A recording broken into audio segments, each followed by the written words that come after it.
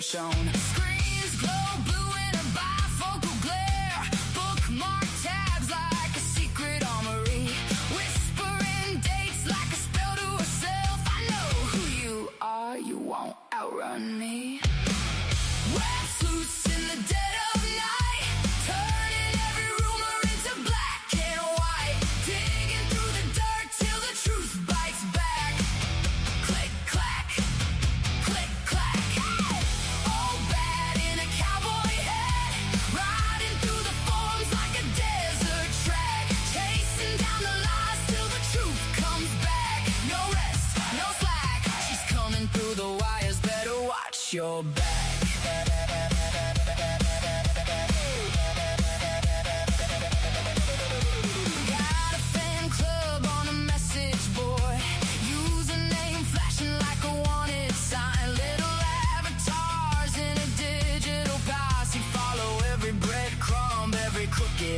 She's got printouts stuffed in a cardboard box, hidden under quilts in the cabin shed. Grins when the news plays a breaking story. I saw that puzzle 3 months ahead. Oh yeah, Websleuths in the dead of night, turning every rumor into black and white. Digging through the dirt till the truth bites back. Click clack, click clack. All bad in a cowboy hat, riding through the forums like a desert track. Chasing down the lies till the truth comes back. No rest, no slack. She's coming through the wires, better watch your back.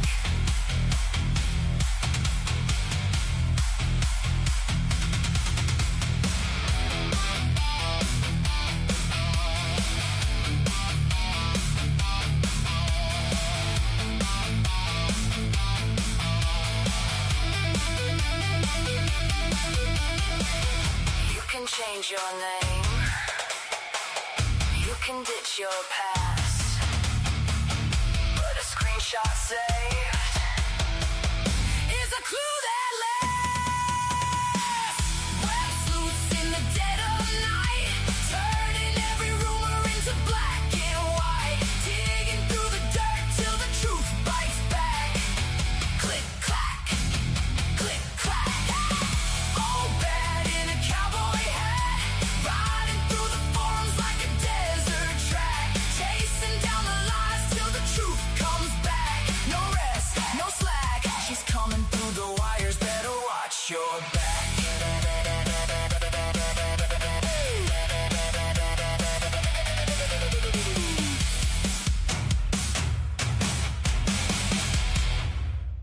Yes, indeed, old bat in a cowboy hat. Hi, that's me, Trisha Griffith. Nice to meet you, everybody.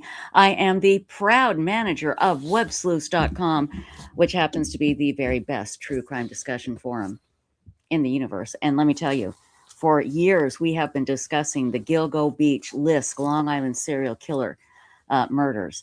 And today, very dramatic day, very emotional day in court, as Rex Heuermann was sentenced. And he's never getting out. He was sentenced for, well, I'm going to let the district attorney tell us all about this.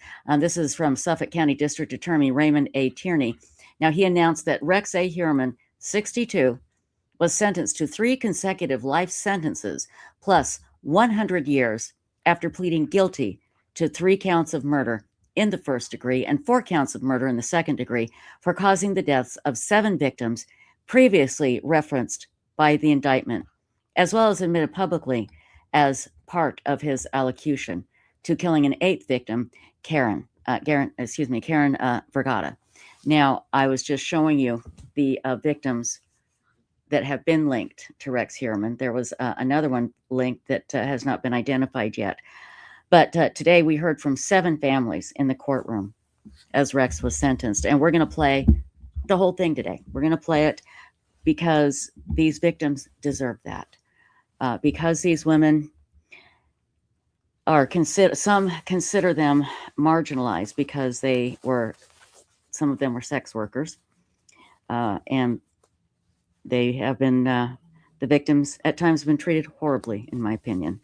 But They finally got it together. Finally got the investigation together, and I think it was a pizza crust that Rex threw away. That obnoxious Rex Heuermann threw away, and they were able to get his DNA, and it brought us to today. Although I don't think the families felt any better. I mean, maybe they did. I don't know. It didn't look like Rex gave a crap. I don't think it's going to affect him one single bit what they said.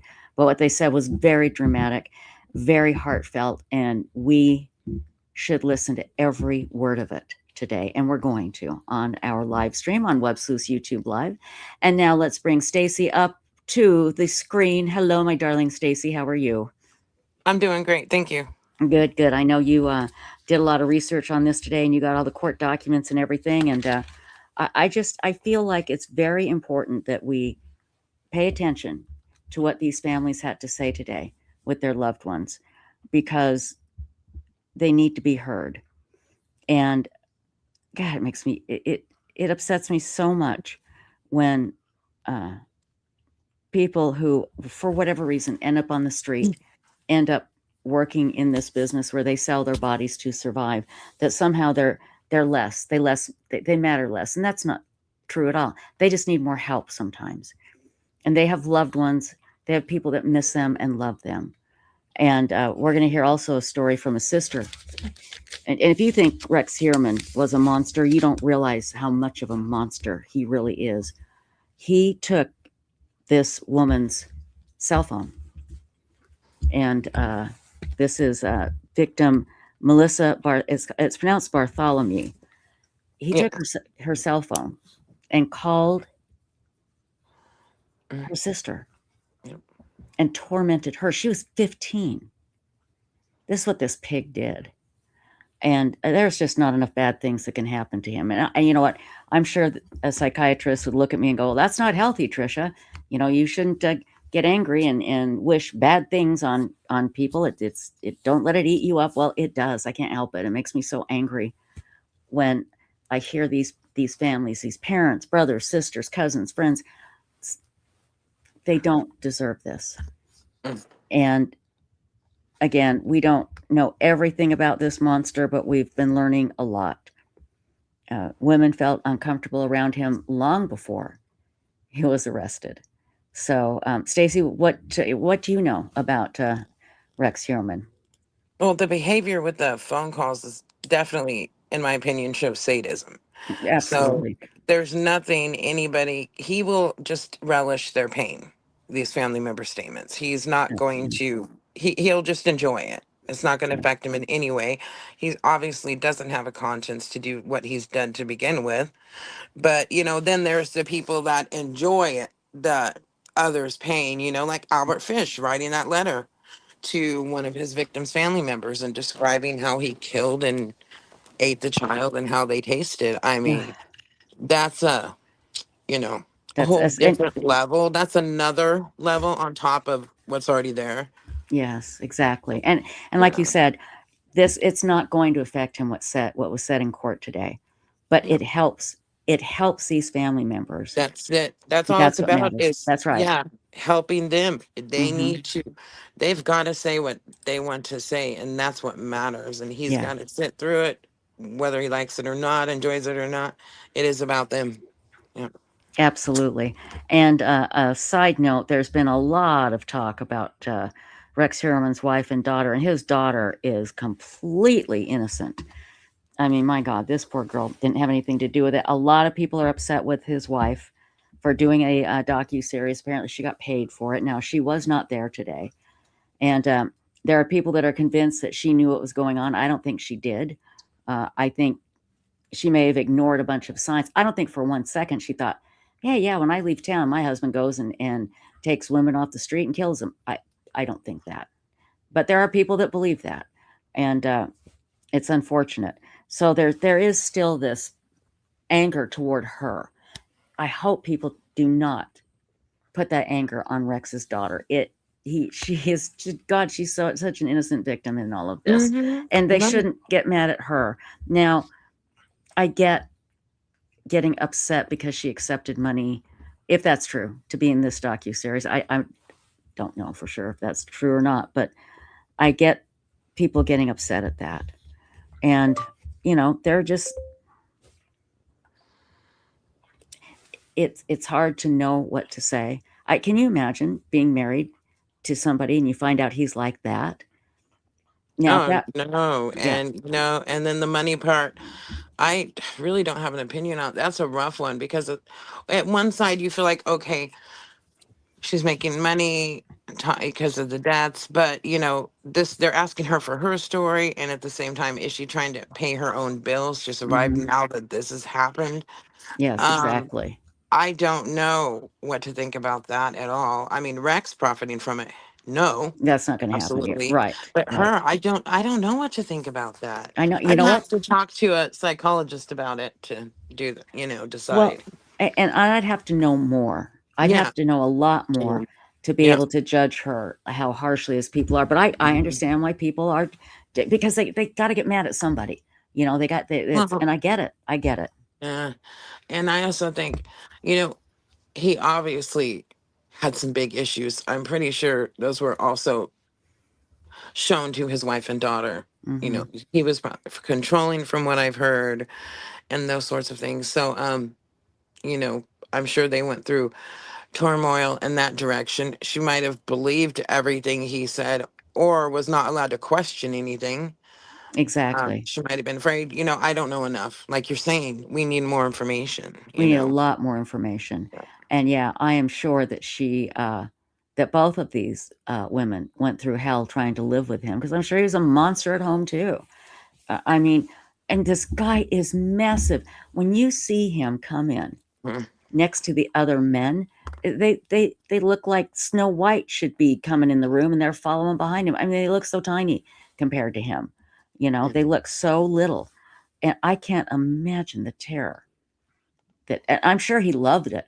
I'm sure he Of loved the fact course. that he was massive and just towered over these women and just tormented them. But Stacy, I've talked about this and we agree. We need to learn from this guy. We need to learn, how did he get this way? Was he born this way? How can we prevent it? What can we do to prevent it? If you're born this way, how do you get it under control so you don't turn into a monster? Got to Right. learn. Got Yes. to learn from him. And Yes. again, I, because of his size, I don't know if he's going to be tormented in prison. I know that's what they were wishing for him, and I feel the same way. Uh, they just need to find out what's important to him and take that away. And that's how you would torment him. But again, that's not a very nice thing to do. But you just want revenge. I want revenge. I don't know these women, but I want revenge. I want him to suffer for what he did to them. And Makes me so there's the mad. question. There's the question. There's where I was talking about this with my husband a while back. Is it justice or is it revenge? You know, Mm-hmm. there's a fine line.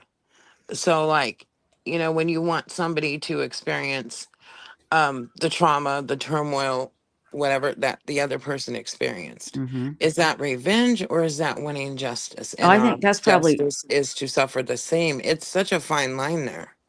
I think it probably is revenge, and I think as humans we want that, and we want them to suffer like we have suffered. The Yeah, victims want him to suffer like they have suffered, and that is revenge. And some people say that's justice, but it's probably both. well, You see, know. because to a lot of us, justice would be experiencing the same thing that they Mm-hmm. experienced. Because yes, he's going to prison for the rest of his life. He's not going to get out, but he's still alive. Right. These families that have lost their loved one and that loved one lost their future. Mm-hmm.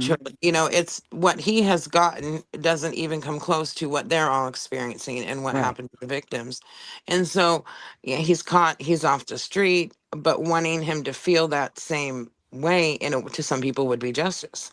Right. So, Exactly. you know, Again, it's we could talk about this forever, but oh, yeah. Yeah. before we go any further, and we are going to get to the victims, all of the victim statements. This is going to take over an hour and a half, people, and we need to do it because we we need to listen to them. They need to be heard. And I want them to be heard on Websleuths.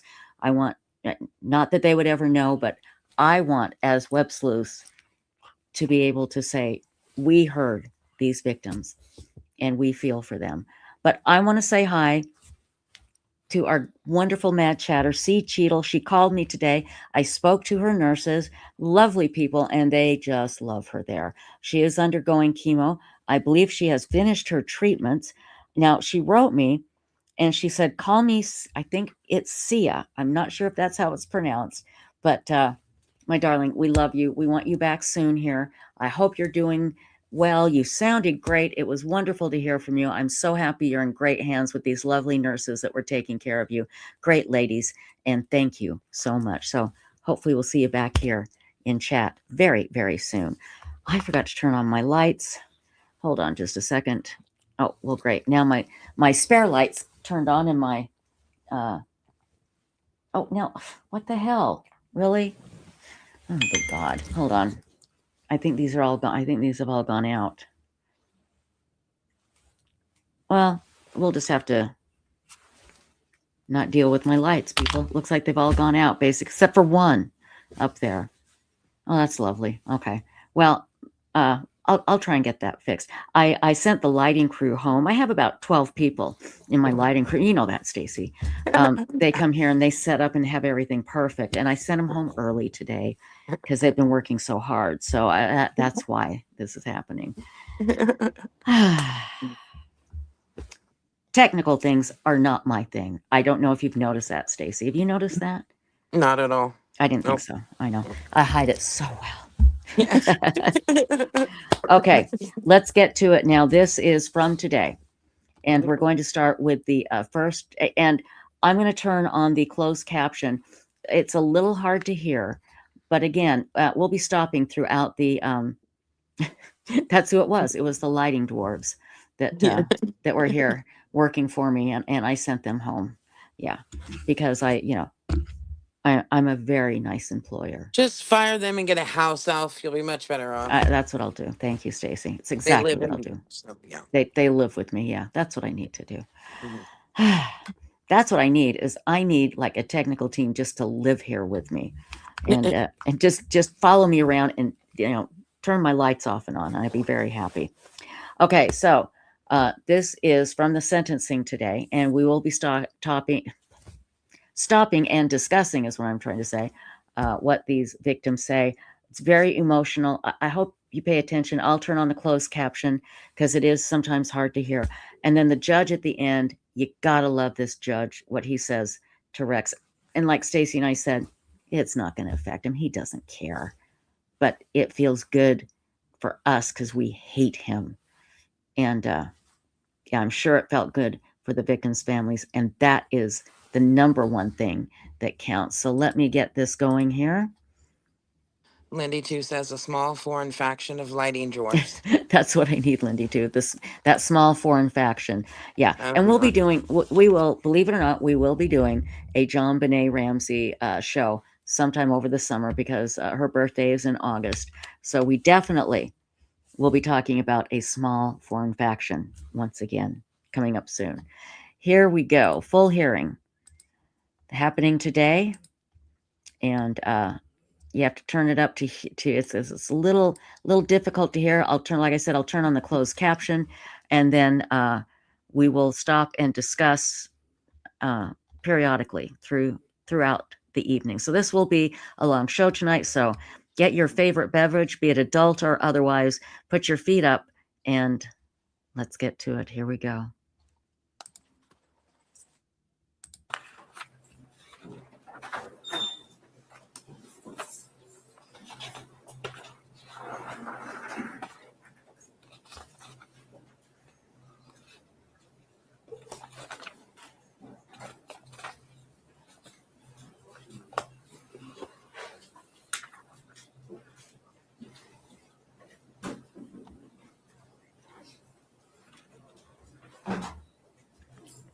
Hold on, I apologize.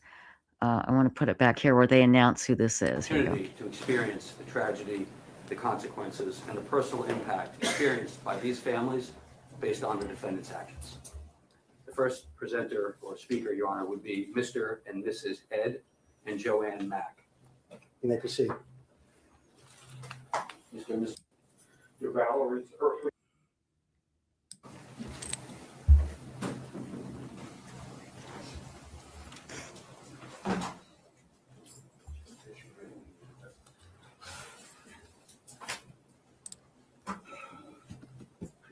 You may proceed, sir. Mr. Heuermann, you have done horrendous things to Valerie's earthly body, but you have not touched the real Valerie.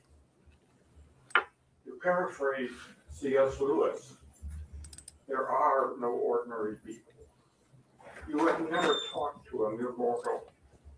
Everyone you've joked with, worked with, married, snubbed, or even killed is born an immortal creature. Each will live forever, either in majestic glory or imaginable horror. I can only imagine when my day comes and I find myself standing before Jesus, Valerie will be at his side.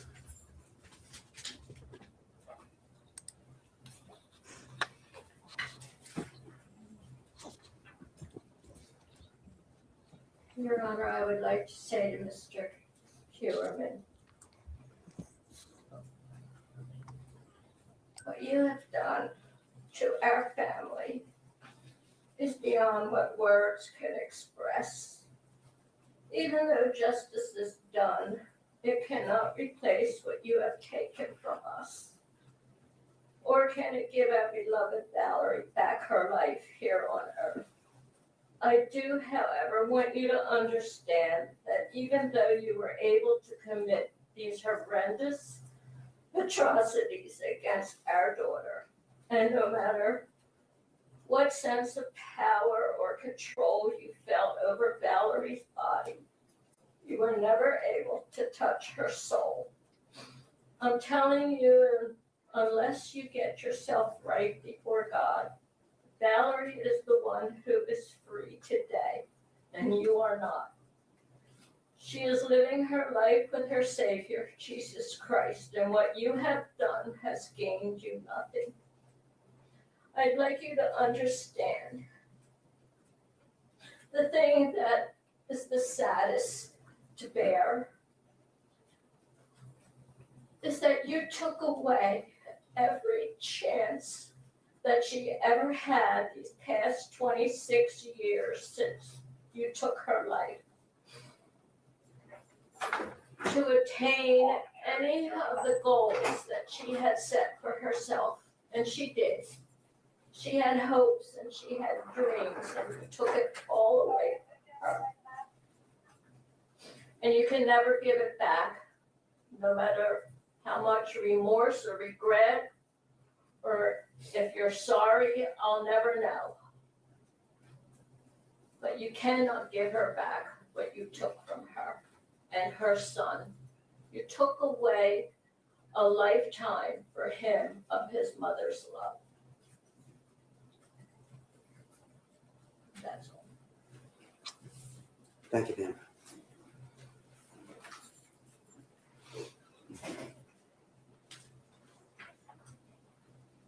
Next, Your Honor, Ms. Danielle Mack, adopted sister of Valerie Mack, wishes to address the court. Very well.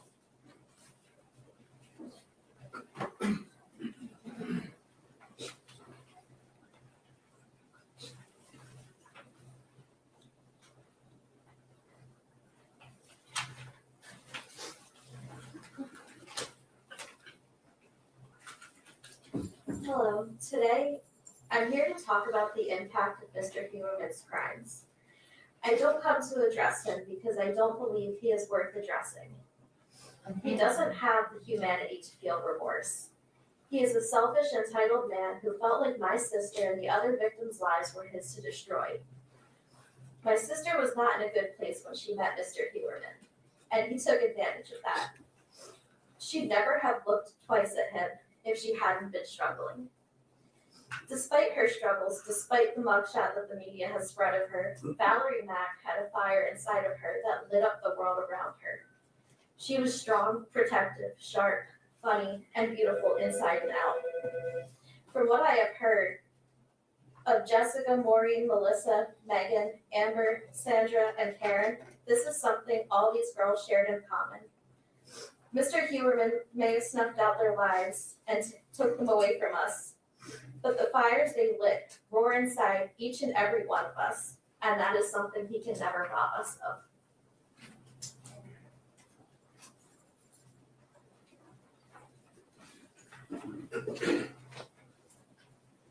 Next, Your Honor, Valerie Mack's son, Benjamin Aaron Torres, asked that the following statement be read on his behalf. For the record, he is here and in support of the sentencing today. I am the son of Valerie Mack.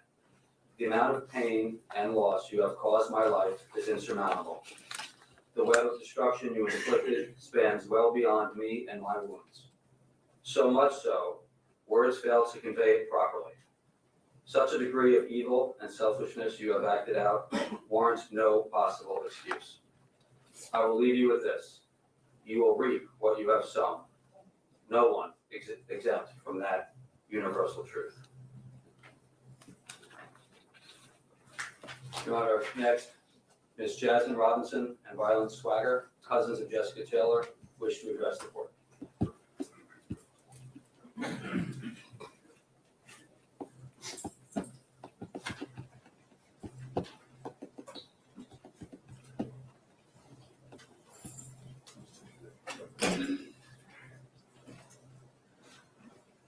I'll never forget how I felt when I got that call. I couldn't wrap my mind around the word torso. No way could someone do that to someone I love. Torso. Headless and handless. These words haunt me. Our prefrontal cortex had barely finished forming. Torso? I thought that was a midriff. It's a chopped up body. No way. Disgusting, awful, terrifying, monstrous, brutal. What? Parts of her are all over the place missing? They didn't find all of her? All of her. Headless and handless. I still don't understand. That weekend, she was supposed to come home. That weekend, family and friends were looking for her. Loved ones were calling her. She wasn't gonna miss that weekend. She never picked up the phone. She didn't call anyone back because of you. I will hate Khalil forever, and I can't even put into words the viscerating loathing I have for you. My heart broke even more that there were more victims. Sick, twisted, heartless. There aren't enough words for these murders. My heart sinks even lower for the victims that have not been named or found. May they too get justice. 23 years. 23 years we've waited. For a while, it felt like this day would never come.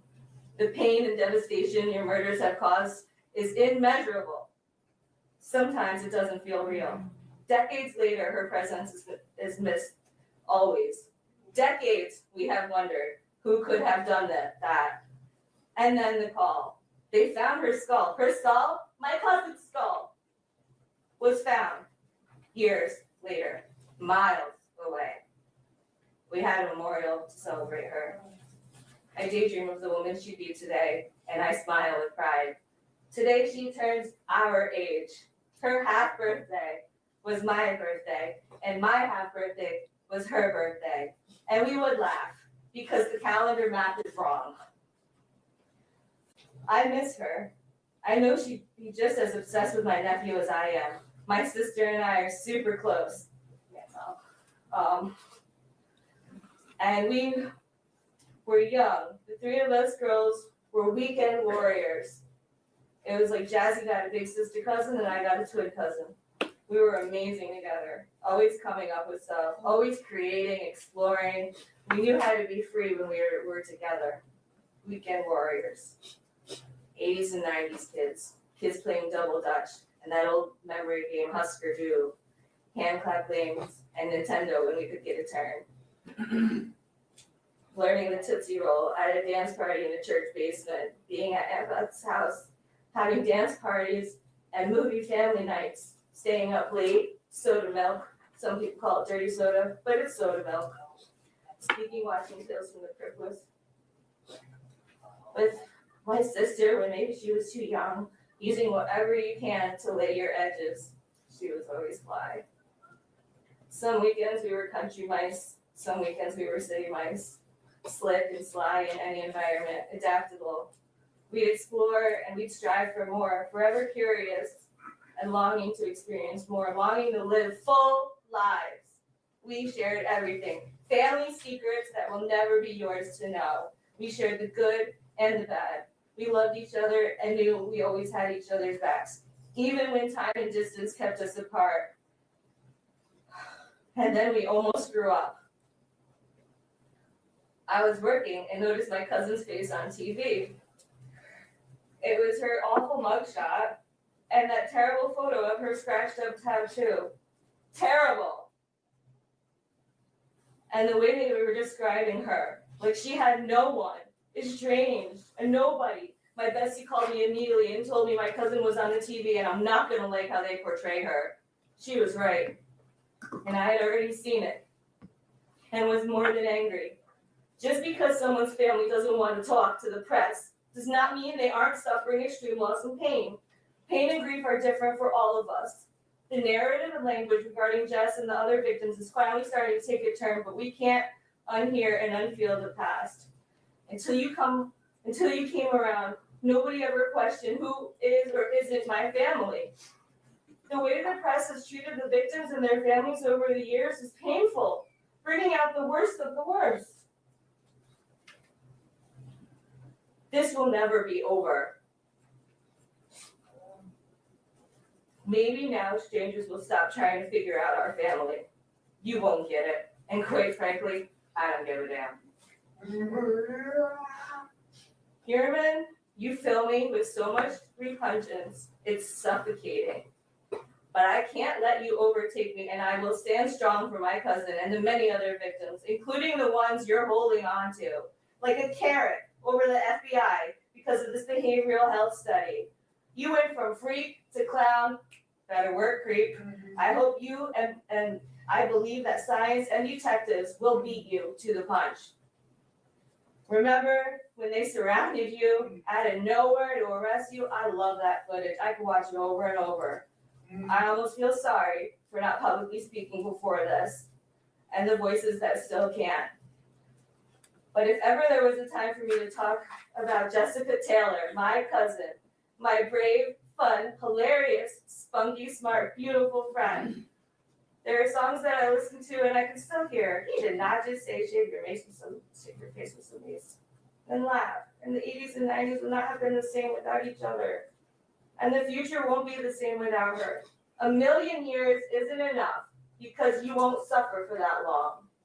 You will spend the rest of your forever in prison, and it doesn't feel satisfying. Nothing will ever make this right. This kind of grief stays. Knowing you can never do it again does give me some comfort. Jess is always with us.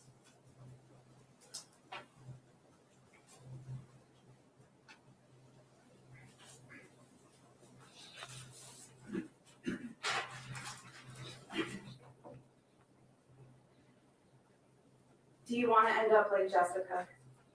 That is a question I heard many times as a teenager. Something spoken out of the fear of knowing what a monster is truly capable of. The answer was yes.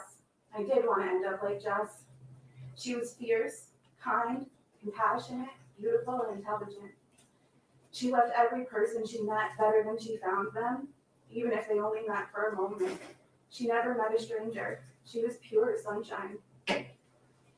I wish all of the time that I could know her as the woman that I am today, that I could see the woman she would have become, that I would have hugged her tighter the last time that I saw her, that she could know my son, the trips us and my sister could have had, the memories we could have continued to make. Instead, I try to remember her through the memories that I'm lucky to hold on to.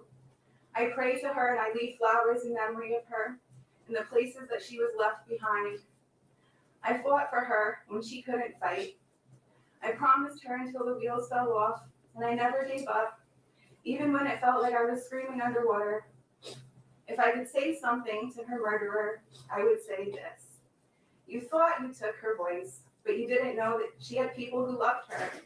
You hunted her, and I hunted you. I would say to her murderer, for someone who spent so much time perfecting his skill, you certainly were sloppy. You made a whole planning document to kill my cousin, and you couldn't even do that right. Let's go through your lists. Problems, DNA, left it. Messed up there, huh? Supplies, hairnet, well, so much for that. Body prep, removed DNA. Once again, you wrote it down twice, and you still couldn't get it. And remove ID marks. Well, we know you couldn't do that because she was identified by the tattoo that you couldn't cut out properly. I can wrap around my head around why you would kill, because who would want to be around you? What I can't wrap my head around is why would the FBI even want to waste their time with you? You're boring, you're not prolific, you couldn't even be top 5, you're a nobody. You didn't evade the police, just wasn't worked properly. If the police work and the technology was the same as 2023, you would have been locked up then. You were right there the whole time, losing control while the clock ticked. I know why you did what you did to my cousin after you killed her. It's because she saw you as the huge freak that you are. I know she let you know up until the end. I know she did not go out without a fight. You chose small women because you were nothing more than a weak, disgusting coward. It makes sense how you didn't see them as human. It's kind of the same way nobody saw you as a human in high school. You tried to fit in your whole life, and you never could. Your whole life was fake, all for you to perfect a craft that you couldn't perfect. You could never get it right. You could never have full control. You want to know what it is to play God? Well, you will have to face him. Today is Jessica's birthday.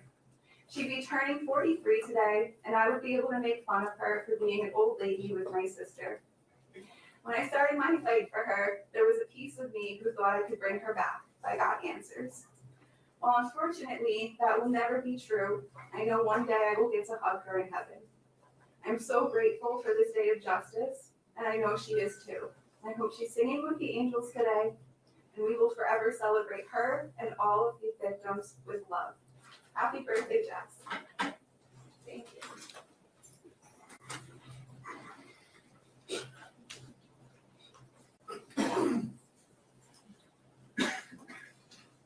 Next, Your Honor, Melissa Missy Ken, sister of Maureen Brandon Barnes, wishes to address the court. She will be accompanied by her husband, Christian.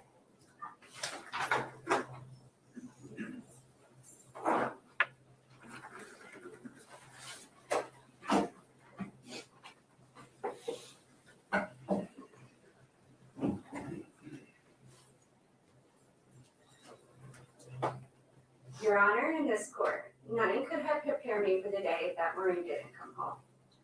At first, I kept telling myself that she would call at any moment, that everything would somehow be okay. But as days turned into years, that hope slowly faded into a devastating reality. After years of searching for Maureen, my world shattered. The day my sister was found in the brambles on the side of a dark, lonely highway. She was not just murdered, she was a victim of a predator, a serial killer. This was not just a murder, this was a calculated, unimaginable evil.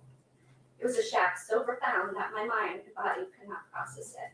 Because when Maureen was identified, it meant facing the truth that she was gone forever. And that pain is unbearable.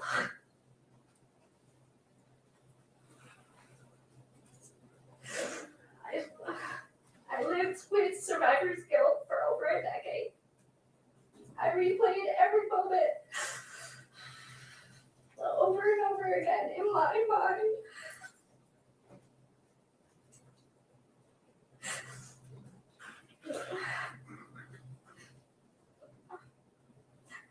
Asking myself, what if I've done something differently? Would Maureen still be here today? That question became a weight I carried everywhere. It was constant, heavy, and painfully real. That guilt changed me. I held on to it because I believed I had to. I told myself that if I let go, then what kind of sister would I be? I didn't allow myself to feel happiness or peace for long because Marie never got that chance. Deep down, I convinced myself that somehow this was all my fault.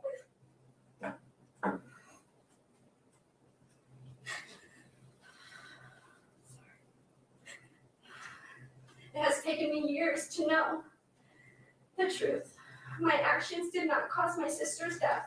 The guilt is not mine to carry and never was. This burden belongs to Rex, and Rex alone. I hope he is forced to sit with the reality to feel even a fraction of the weight, the trauma, and the pain I've carried for so long. Your Honor, I would like to tell you about my sister Maureen. Maureen was a rare soul, someone you didn't come across often. She was intelligent in a way that went beyond looks. She was deeply insightful and the kind of person who would understand you with just a few minutes of conversation. Anyone who sat with her, even for 5 minutes, will walk away knowing how extraordinary she truly was. Maureen was there for me through every chapter of her life that she was alive to witness it. She comforted me when I was a scared child and thunder shook the house. She was the first person I saw when I woke up from a medically induced coma on life support after a serious car crash. Standing beside me, picking glass and dirt out of my hair, in my most vulnerable moment, she advocated for me and made sure I was cared for.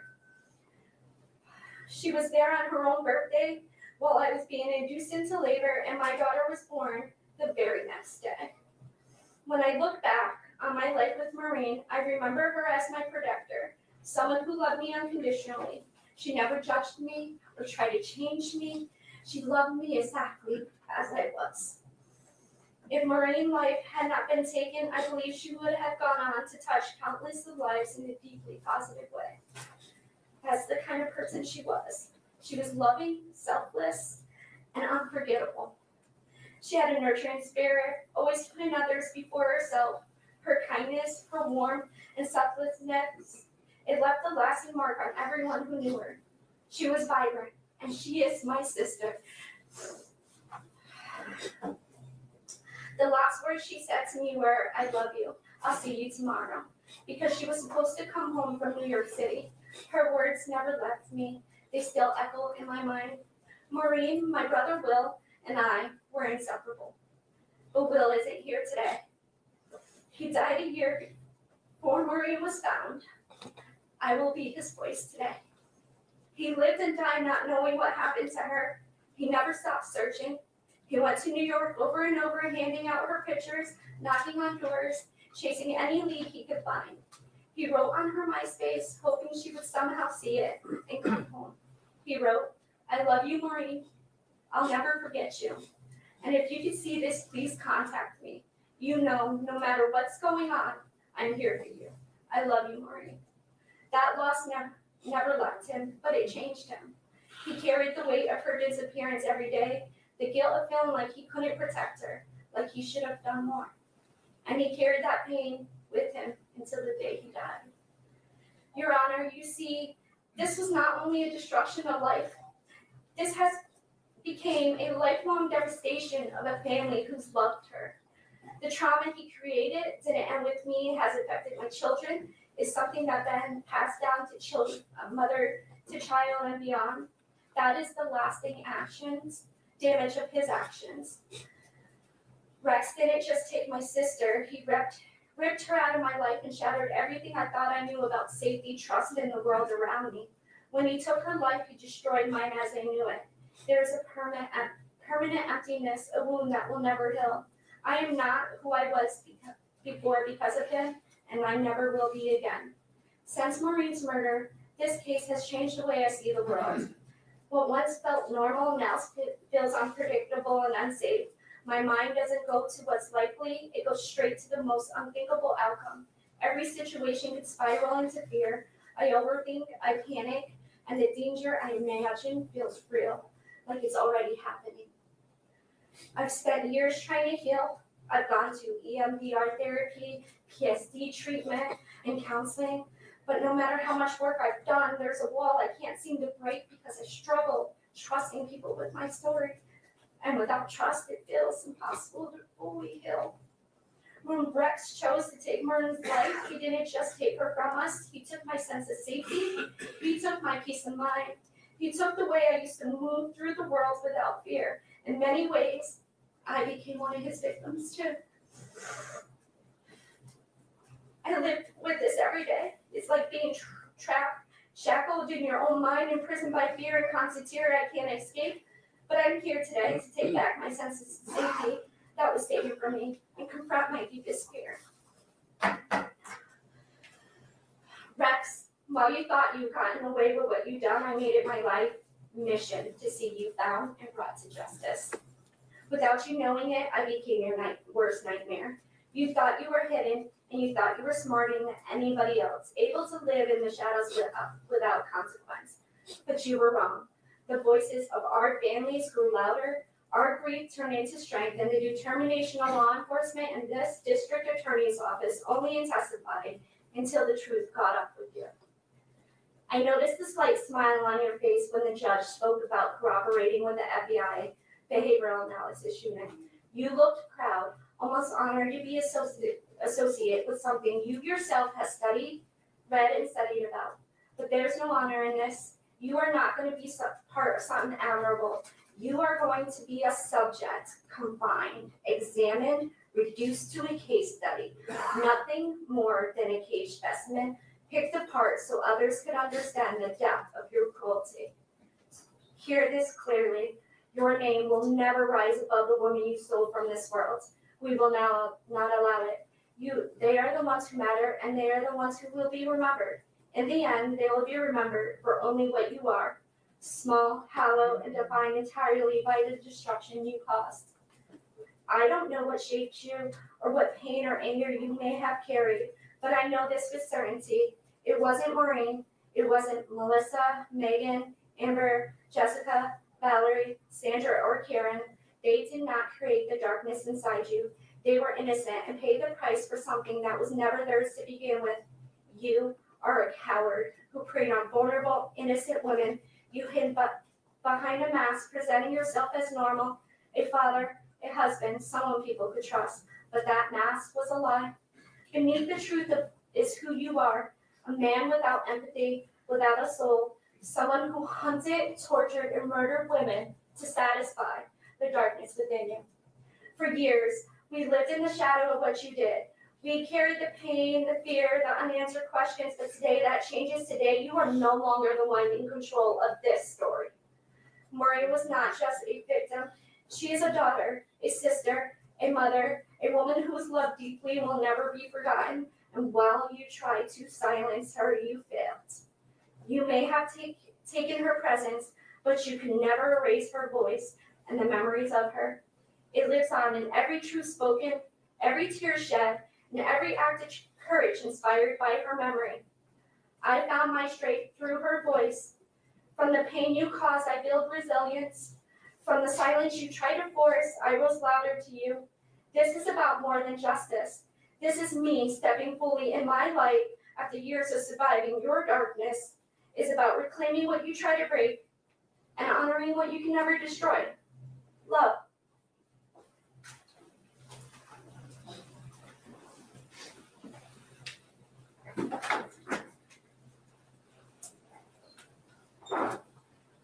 Next, Your Honor, Ms. Nicolette Brainerd Barnes and Dylan Haggett, the son and daughter of Maureen Brainerd Barnes, wish to address the court. They will be accompanied by Marie Ducharme, Maureen Brainerd Barnes' mother.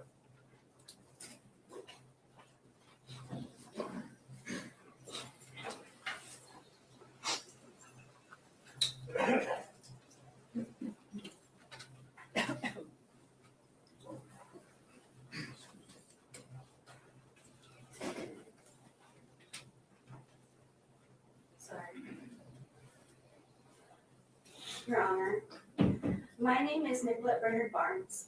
I am the daughter of Maureen Brainerd Barnes. Before we talk about the case, I'd like to talk about my mom. She was a warm, bubbly, funny, intelligent, and artistic person. Most of all, she had the biggest heart of anyone I've ever known. When she would pass an unhoused person on the street, she would literally give them her last dollar, or at least stop to acknowledge them and see how they were doing if she didn't have any money on her. She was a language arts girly, a poet, an avid reader. She was politically outspoken, and that carried through in her writing. She loved hip-hop and R&B music and would write raps in her poetry notebooks, saying she wanted to be a rapper. She had a strong sense of humor and the most contagious laugh. She was young at heart, but she was also just young. She lived for only another few weeks past her 25th birthday. When I myself turned 25, it wasn't the joyful milestone that most young people enjoy. It was jarring and painful because I knew that it meant I'd now lived longer than my mom did. Today, I'm nearly 2 years older than she will ever be. Rex Heuermann stole decades of life from a woman who should still be here making memories with the people who love her. The loss of my mother and the circumstances surrounding her death have impacted me in many ways. I've had to go to years of therapy, and I've tried many different treatments and medications. I've dealt with extreme paranoia and anxiety and experienced severe PTSD. It's affected every aspect of my life. Even now that Heuermann's been caught, I will never be someone who can relax because I had such overwhelming fear at such a formative age. I was only 7 years old when I lost my mother, and for the next 3 years she was missing. I had to wonder what happened to her. The first time I remember experiencing depression in my life was my first Christmas without her. I didn't realize at the time that that's what it was, but I remember just feeling so empty and wondering why I felt so sad when it was Christmas and I had received every present I wanted. But I didn't have my mother. I was a little girl and I needed my mom. And there are moments that have yet to come when I will need her and she will not be there. People tell me how alike we are, our mannerisms, views on things, interests, hobbies. Those 7 years with her set the blueprint for who I am. My life has been immeasurably altered by the loss of my mother. There is no part of it untouched by her absence. Her death did not create a single moment of grief. It created a lifetime of them. My life is largely defined by the countless ways it could have been different if she were still here. I often think about the person I might have been if I had the chance to grow up with my mother. That question has no answer, and that is part of the injustice that I live with every day. I have been shaped as much by my mother's absence as I would have been by her presence. I want to shift focus for a moment to acknowledge the investigators and members of the task force who took over this case in 2022. Throughout an unimaginably painful process, made more painful by the court of public opinion slandering my mother and the other victims, they treated my family and my mother's memory with dignity, compassion, and respect. They never allowed her to become just a file or a headline. They kept the victims and our families at the center of their work, and that has meant more than I can fully express. In a case that often felt defined by stigma, they gave our family moments of humanity. My mother was not a headline, a statistic, or a label. She was not defined by one chapter of her life, and she certainly was not defined by the circumstances of her death. Like every sex worker, my mom was an entire human being. When Rex Heuermann took her from the world, he took someone with hopes and plans for her life. He took a mother, a daughter, an aunt, a friend. He took someone who was deeply loved and can never be replaced. He reduced vibrant women with families, personalities, dreams, humor, and histories into names on a list. But they are all far more complex, compassionate, and interesting people than he will ever be. My mother lived a real, colorful, complicated life. She loved, she struggled, she mattered, and she deserved the chance to keep living. The women he targeted were not disposable. They were deeply loved, and their absence has left permanent wounds in the lives of everyone who knew them. My mother's life had depth, warmth, humor, and meaning. The same is true for the other women whose lives he stole: Melissa Bartholomew, Megan Waterman, Amber Costello, Sandra Castilla, Karen Brigada, Valerie Mack, and Jessica Taylor. They will be remembered for who they were and how deeply they were loved. He will be remembered only for destruction. For all the attention this case has brought him, he remains the least interesting person in it. My mother and the other victims lived full, complex lives that mattered infinitely more than the man who cut them short. And to Rex, I know you want the world to think you have the capacity for love and that you love those close to you, but the mask you wear does not fool me. You are a pathetic man who thinks you're better than women. You need to believe that sex workers are subhuman because you're a coward who takes out your own shortcomings on others.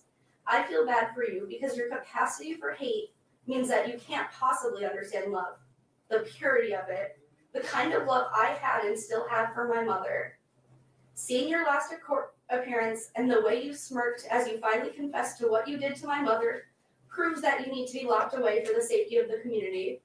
There are no words extreme enough to communicate the level of depravity within you. You make me sick and I don't forgive you.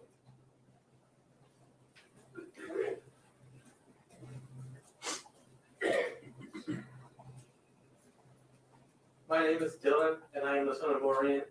When I lost her, I was just 1 year old. My earliest memories are defined by anxiety, fear, and sadness, not knowing where she had went and why I did not have her in my life. I don't remember her voice or her face or the love she gave me as a baby. I never had my mom to see me on my first days of school. I never had her when I graduated. I never had her when I needed her, and I will never have her in the future when I need her. She never got to see who I would become, and she never got to play a role in shaping who I will become. The trauma of losing my mom in such a way, at such a young age, affected every part of my life and will continue to affect every part of my life. Thank you.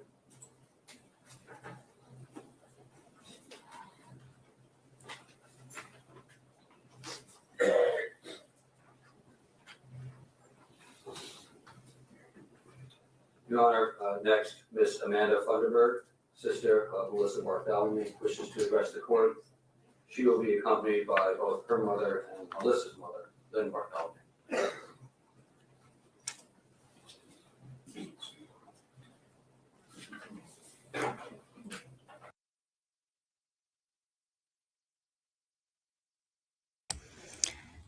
Stacy, now, again, very powerful statements. And thank you, everybody in chat. I appreciate your comments. You're being very compassionate and letting the world know that you care.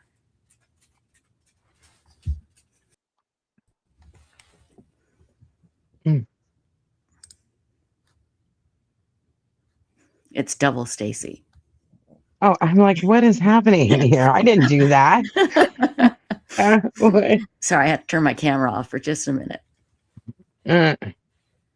And I have no idea why your picture comes up. Isn't that the weirdest thing? I turn my camera off and your picture comes up. Yeah, it's because when you go in, you know, you have to turn off your camera and before you enter the studio and pick which picture you want. Oh, okay. So when you enter, it's going to be the last picture somebody chose. And that's you. Yeah, me. Gotcha. So you'd have to put your own and then undo, you know, take your camera where it can see you again, and it'll be there if you need it, the picture. Gotcha. Yeah. Okay, understood. Anyway, now this person that's coming up now, in case you are just joining us, this is the young girl. She was 15 years old when her sister, Melissa, was taken. And Heuermann took Melissa's phone and called this 15-year-old and tormented her. And now she talks really, really fast. So you're going to have to really pay attention. I'm not going to put any pictures up or anything while this is going on.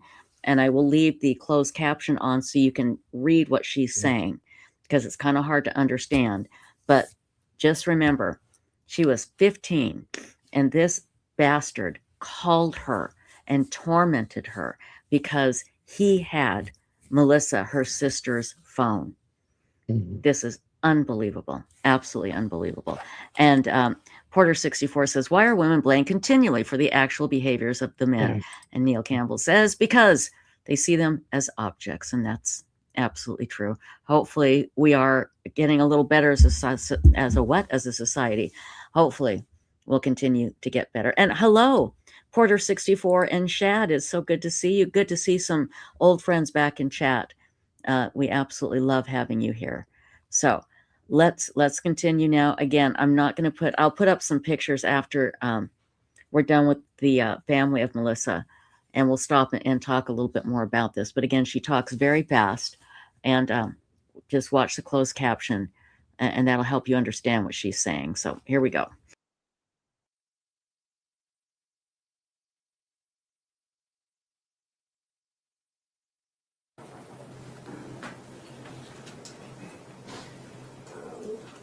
My name is Amanda, and I'm the sister of Melissa Bartholomew, or as Rex would have met her under the name Chloe.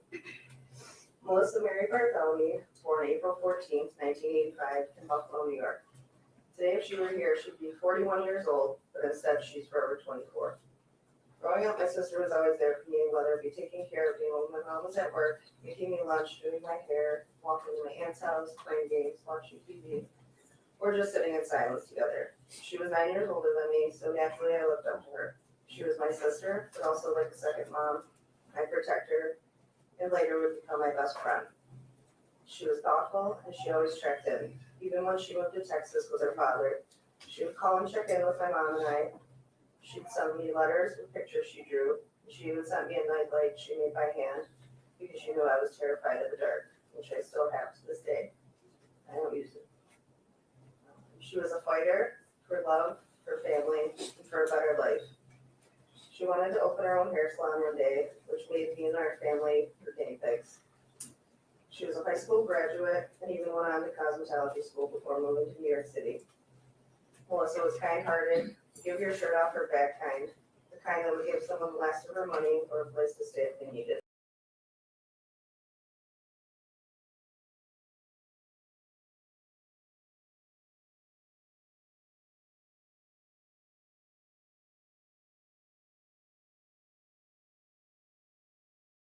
I don't know what happened. Hang on, guys. I have no idea what happened. I'm sitting here. I didn't touch anything, and it just vanished off the video. So hang on here. I'm going to reshare. I'm going to move it back just a little bit. Okay, sorry about that. Stacy, somehow this is your fault. I don't know how, but don't you think? I do. Stacy. Stacy. Yeah, I could not hear you at all talking. Just saw your lips moving. Really? So That's so weird. I Okay. heard Well, all of a sudden. I'm going to back it up a little bit. Again, I don't know what happened. It just all of a sudden plopped off the live stream, but we'll get it back here. Again, this is Melissa's sister, and she was only 15, and she's going to get to the point where she talks about how Rex had her sister's phone and called her and tormented her. It is just awful. So let me back it up here just a little bit. We're at 4509, so we're going to back it up here to about right there. We go. Okay, here we go. I don't use it. She was a fighter for love, for family, and for a better life. She wanted to open her own hair salon one day, which made me and our family her guinea pigs. She was a high school graduate and even went on to cosmetology school before moving to New York City. Melissa was kind-hearted, give your shirt off her back kind, the kind that would give someone the last of her money or a place to stay if they needed. She told you like it was, even if it was to simply tell you she didn't like you. She was strong-willed, determined, ambitious, and an amazing role model. She loved to cuddle, to laugh. She loved the color baby blue, her beauty rest, and she loved her family, including her cats. She loved music, clothes, sneakers, food, roller coasters, and a good Long Island iced tea. Don't get me wrong, she had her flaws. She was stubborn, she was always right, and she was selective on who she liked. As I got older, if I did something I wasn't supposed to, she'd even tell on me like I did to her when I was a kid. She'd pick on me in the type of I love you way, which I acquired that trait from her. She was a little conceited, and I would always laugh at her when she was getting ready in the mirror because she would make this face like she was the most beautiful woman in the world, which truly made me admire her confidence, so I guess that's a good thing. After my sister moved to the Bronx, I'd only get to see her once or twice a year.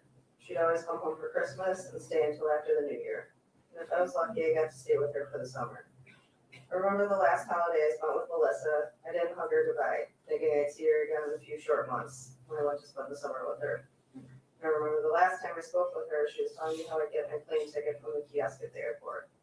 Not knowing that trip would never come, that next hug would never come, and that holiday would have been the last time I'd see her. That she would go missing in July of 2009, about a week before I was supposed to fly out to her. And I always wonder if it would have happened if I would have been there. Would she still be here? Would she have been spared because you wouldn't have met her? Or because I would have known where she was going? But those questions don't matter because you still took her from me, from all of us. You can look at me while I'm talking. It's been about 17 years since we spoke, don't forget. You tarnished the relationship between my mother and I for a while. She was afraid for me because of you. She was afraid when I left the house that I wouldn't return. And it was also hard for her to be there for me the way I needed her to be. When she herself was fighting for my sister's life, for someone to take us seriously, fighting for her own life and for her sanity. Thankfully, we were able to reconcile that relationship, something you'll probably never have with your daughter. And I hope that's something that haunts you for the rest of what I hope is a very short-lived life. I was forced to live with crippling anxiety, depression, PTSD, and a destroyed nervous system. I was filled with rage and sadness every single day. For a while, depression had got the best of me, and so I barely ate, and I cried and slept on repeat. I was afraid of people that looked at me for too long. I was mortified anytime I heard a noise if I was home alone. I had to check the back of my car every time I got in. I was weary about meeting new people or being in large crowds. My heart even skipped a beat if I got a call from a blocked number. Constantly staring at my phone waiting for the next call from you. Because of the several times you had called me from my sister's phone, telling me she was a whore, and that you raped her in the ass. And then I should have seen the look on her face when you raped her in the ass. Or how I'd ask you where she was. And you'd tell me that you were letting her body rot and that maybe one day you'd come tell me where she was. I had to repeat all of this to my mother and to countless detectives, constantly replaying these words out loud and in my head, and watching my mom grieve her baby girl was one of the most gut-wrenching things I've ever had to experience. I was always focused on the possibility of a next phone call or where my sister was so much that I couldn't even focus on school. I was 15 years old. I know you don't care. I was just going into 10th grade, and I never got to finish because even when I was in school, my mind wasn't actually present. I was robbed of my youth, I was robbed of my young adulthood, and I still feel robbed to this day. There were so many years that I didn't want to be on this earth anymore. I would have never taken my own life, but I got to the point where I didn't care what happened to me. I simply didn't want to be here without her. I didn't feel safe, I didn't feel loved, and I didn't feel like I belonged anywhere because a part of me was missing. I had the guilt that I hid her work from everyone because maybe if I had told my mom, just maybe she would have stopped. Melissa would have been angry with me, but that I could have lived with because she'd still be here. I wonder what exactly made you think she was expendable. What made you think she didn't have anyone that loved or cared about her? After all that I endured, I still chose to fight and be resilient. We all did. We did it alone and we did it together. My family and all the other families came together as one, and we fought as one. You might have taken our girls from us, but we gained each other, which clearly worked against you. There was a time I almost felt bad for you, thinking, wow, someone really messed up this guy. Then I reminded myself that we're all animals, we're all capable of being monsters, whether we like to admit it or not. We all have intrusive thoughts. The difference between us and you is we don't act on them. You had a choice and you made the wrong one. You became nothing but a nuisance to society. Don't even bother saying that you're sorry, or you couldn't help yourself because no one believes that even for a moment. It's because of you I never get to see my big sister again. Because of you I've missed out on so many memories made with her, seeing her grow old, watching her interests change, never getting to see if she'd open a salon, if she'd have a family, if she would have moved back home, or even what her favorite song would be right now. I hope that even the thought of pizza reminds you how bad you messed up, taking away the precious lives of our loved ones and how you've been held accountable for your actions. And although I can't do it myself, I hope you suffer to the fullest extent at the hands of others the way you made our girls suffer. And I hope the word ogre, the media called me an ogre, I hope that sticks with you because that's truly what you are. A large man with unpleasant traits, a violent man, a repulsive monster, a demon inside and out. Don't get me wrong, I'm overjoyed that you've been taken out of society so you can't take anyone's loved ones away from them anymore. But in my eyes, justice isn't served. Her girls don't get to come back now. Justice in my eyes is our families inflicting the same pain that you inflicted on our girls and all the others I believe are still out there. Believe me when I say you're not the only capable person in this room. You murdered my sister, and the things I do to you are far worse than anything you've ever done to anyone or even thought of. And just because you have a few fans, remember, you are hated by so many. I know everyone spoke on heaven, but do me a favor, save me a spot in hell, because I'll see you there.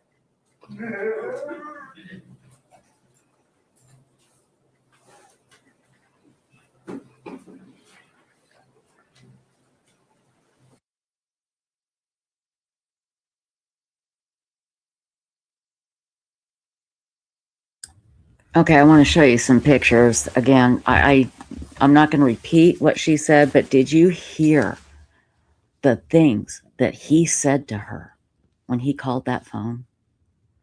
My God. I mean, how she can even, you know, how she can even continue and be as strong as she was to stand up there and to talk to him. I don't know how she could do it. I mean, Stacy, I don't know if you caught what he said to her. Did you catch that? You may Oh have yeah. already known. I mean, Yes, my I have. God, Yep. you know what? Yeah. Oh, what's that noise? Oops. Go ahead. Sorry.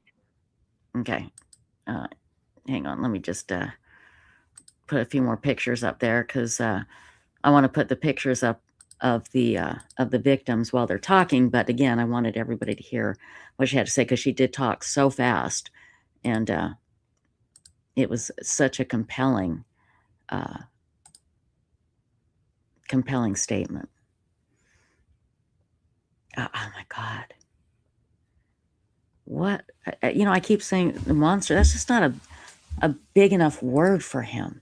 It's Well, just not. it's also when people use, and we shouldn't really use it anymore because it's like, then people imagine them as actual monsters. No, they're freaking human beings doing this stuff. Mm-hmm. And there's just, like you said, there just isn't a word, We have to come up with a word that is bigger, more powerful than monster, because Rex Heuermann is that word, whatever that word is.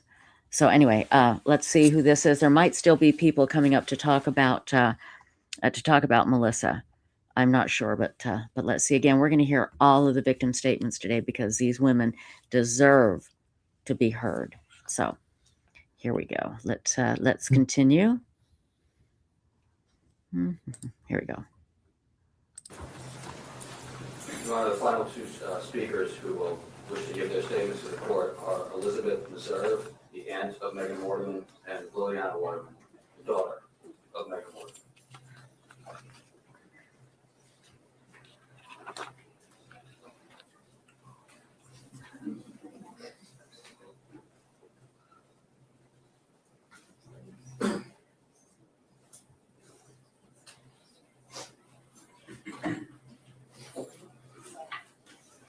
Your Honor, I stand before you as the aunt of Megan Waterman, who was loved dearly for her humor, strength, and devotion to her friends and family.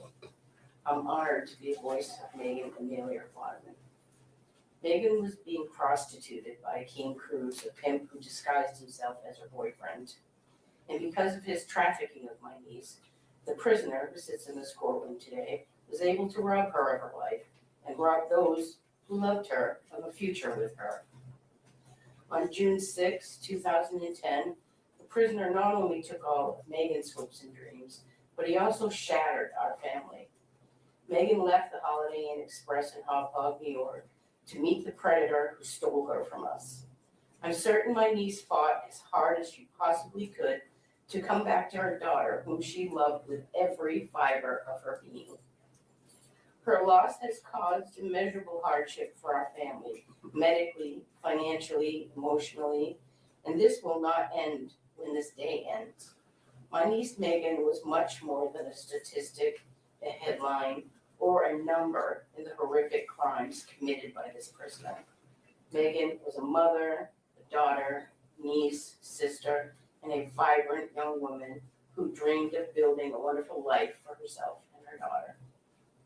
I have worked since 2010 seeking some form of justice for Megan's death, and today reflects the result of years of pain, perseverance, and hard work by many people.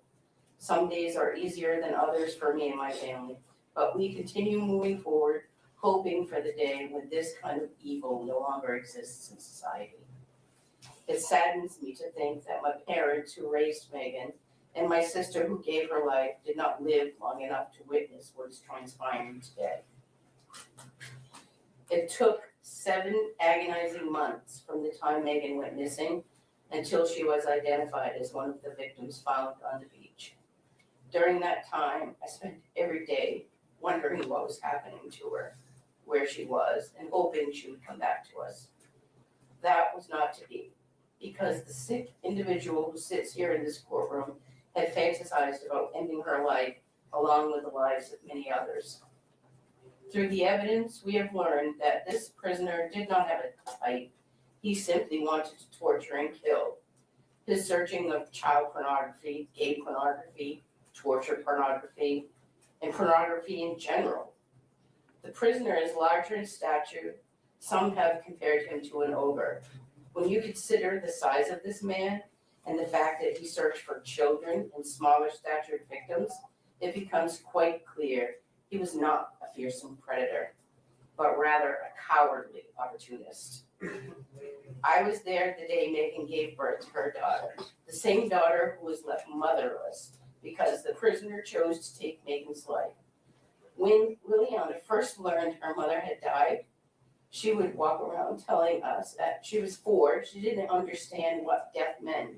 She would tell us that her mother died of the hunger because she was lost and couldn't find food. And then when they found her, Lily would ask us why the police didn't bring her home because they found her mummy. As one of the people responsible for helping to raise Lily, my heart broke a million times over because her mother was not present for the milestones such as her first day of school, her high school graduation, her college graduation. One day my great niece will marry and she will not have her mother by her side to help her choose her wedding dress. The prisoner stole those moments from my great niece the day he took her mother from us. Forever she will hurt, and forever our family will hurt because of Megan's absence and all the milestones and life events that lie ahead. I cannot find the words to truly express how devastating Megan's loss has been to our family.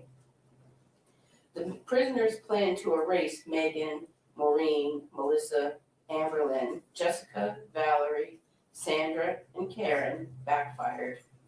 Because of his vile and cowardly actions, our loved ones will be spoken of for years to come with love and reverence, not only by their families and friends, but by millions of people around the world who now mourn their loss. The families, friends, and supporters of these women demanded justice because their lives had meaning, purpose, and value. The justice system has spoken, and the prisoner will be banished from society for the rest of his life.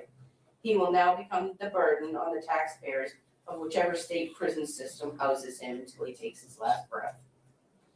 And I am compelled to speak of the devastating re-victimizations and marginalizations that we have endured throughout this process.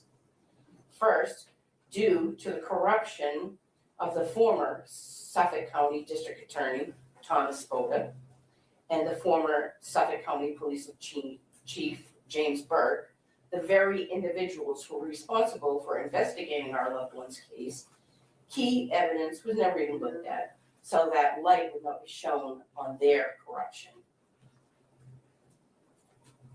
These 2 vile and corrupt men who took oaths to serve and protect done their jobs, or at least allowed others who were more than willing to investigate do theirs, this case would have been closed years earlier perhaps. Second, the prisoner's ability to divest himself of assets through divorce exposes flaws in the system that deserve careful review and reform. Third, 50 Cent's production company, G-Unit Film and Television Inc., working alongside Peacock streaming services to produce a docuseries that paid millions of dollars to the prisoner's ex-wife, daughter, stepson, and their attorneys is completely disgusting and inexcusable. When I read about this, I was both sickened and shocked and deeply disturbed. It's important to put on record, these individuals profited from the monstrous acts committed against our loved ones by the demon sitting in this courtroom. This is the kind of world we're living in. A demon tortures and kills our loved ones, and his family gets filthy rich off his crimes. New York State, through the authority of this court, has already demonstrated the ability to advance the cause of justice by expanding the DNA threshold through the Frye hearings and decision. A decision that provided renewed hope to victims, families, just as it provided hope to our families while seeking truth and accountability. Now New York has another opportunity to lead. For families like us, the pain of violent crime does not end with the arrest or conviction. We continue to witness individuals, associates, and third parties profit or attempt to profit from the notoriety surrounding these horrific acts through the sale of memorabilia, collectibles, and other items tied to infamous crimes and offenders. Existing Son of Sam protections were created to prevent criminals from benefiting for their crimes, yet loopholes remain that allow notoriety itself to be monetized. I implore members of the legislature to vote in favor of Bill A6730, which is currently before the legislature. This legislation is designed to close those loopholes and strengthen protections for victims and their loved ones. The bill is not about restricting books, documentaries, journalism, or public discussion. It's about ensuring that criminals and those connected to them cannot exploit tragedy for financial gain while families are left carrying a lifelong weight of loss. This is your opportunity to stand with victims, families, and support the meaningful advancement of Bill A6730. So future families do not have to endure the same pain and indignity that we have and countless victims' families before us have suffered. Let us not forget Asian Doe. May he be identified soon, and may justice be brought for him and his family. And let us also not forget Shannon Gilbert, whose family still seeks justice for her death. Love is the most powerful force in the world. We will continue living our best lives while remembering and celebrating Megan, Maureen, Melissa, Amberlyn, Jessica, Valerie, Sandra, and Karen with love. Like the justice system, I too am banishing the prisoner from occupying any more space in my mind as this day comes to a close. Be gone, cowardly demon.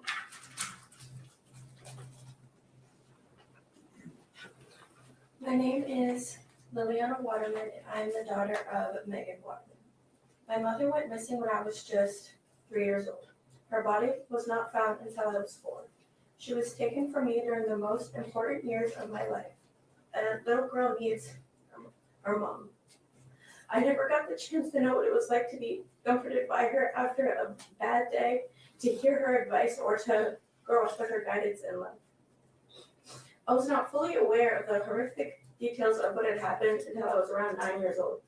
How do you tell a child that her mom was brutally murdered?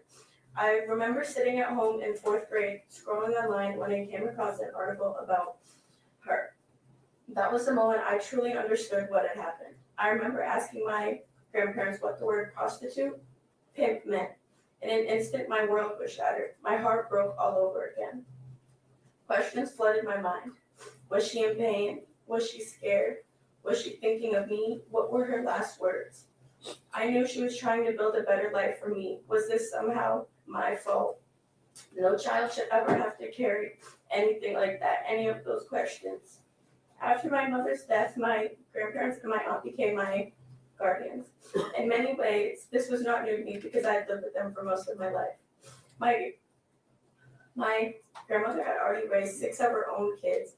She then helped to raise my mother and my uncle, and then started over again to raise me. She gave me stability, love, and a home when my world had been turned upside down. In 2018, we lost the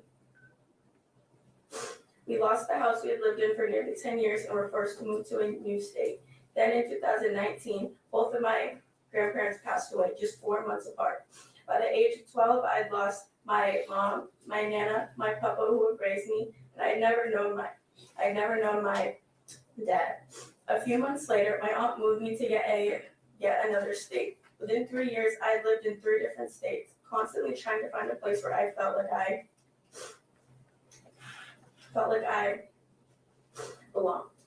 I often found myself wondering if my mother had never been murdered, would any of this have happened to me? Maybe we would have stayed in our home state. Maybe I would have grown up with more stability. Maybe I would have had the chance to come home to my mom every day. Maybe she would have given me siblings.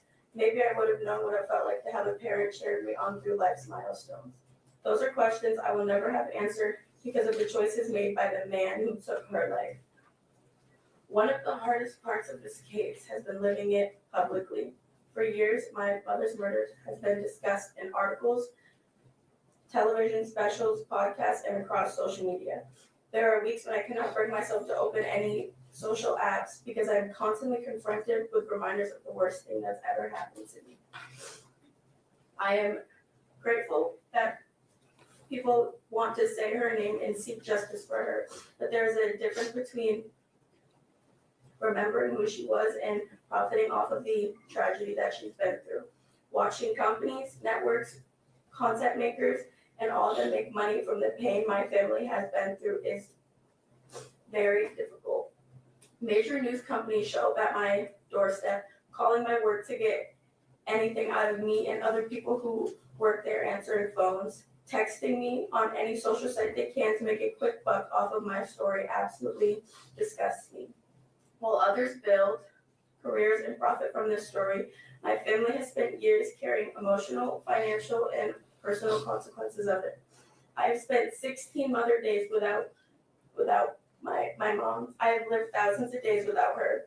I am now the same age my mom was when she was first pregnant with me, and I realized just how young she really was. I feel as though I have barely begun to understand life, yet she was denied the chance to live hers. She had hopes, dreams, and plans for the future. Nobody grows up dreaming of the circumstances she found herself in. She was a human being. She was someone's daughter, someone's friend. Most importantly, she was my mother. Every milestone in my life has been marked by her absence. She wasn't there for my first day of school, graduations, achievements, heartbreaks, or the moments that shaped me into the person I am today. Every accomplishment comes with a reminder that I cannot call her and tell her anything about it. Rex Heuermann did not just take my mother's life, he stole an entire lifetime of memories that me and her never got to make. He took away birthdays, holidays, conversations, hugs, advice, and every future moment a mother and daughter should have shared. The damage he caused extends far beyond the day he made this crime. His actions changed the course of my life forever. They devastated my family, but they also shattered the lives of his own family, who now must live with the knowledge that they shared a home with a serial killer. He is calculated, manipulative, remorseless, and a heartless man. The pain he caused cannot be measured, and the lives he destroyed cannot be restored. He deserves to spend the rest of his life behind bars. For so many years, this case has been a weight I carried every single day, a burden of unanswered questions, grief, and a sense that justice has not been served. Constantly having to look over my shoulder, making sure nobody was following me or trying to see where I was headed to. Today's proceedings do not erase what happened, and they do not bring her back. Nothing ever will. But today brings accountability. Today brings a measure of justice that has been decades in the making. While my mother was robbed of her future, I stand here to make sure her voice is heard. I will continue to live for her and spread the light that Rex Heuermann tried to take from her. My mother mattered. She was loved. She was more than a headline, more than a victim, more than a case number, and she deserves so much better.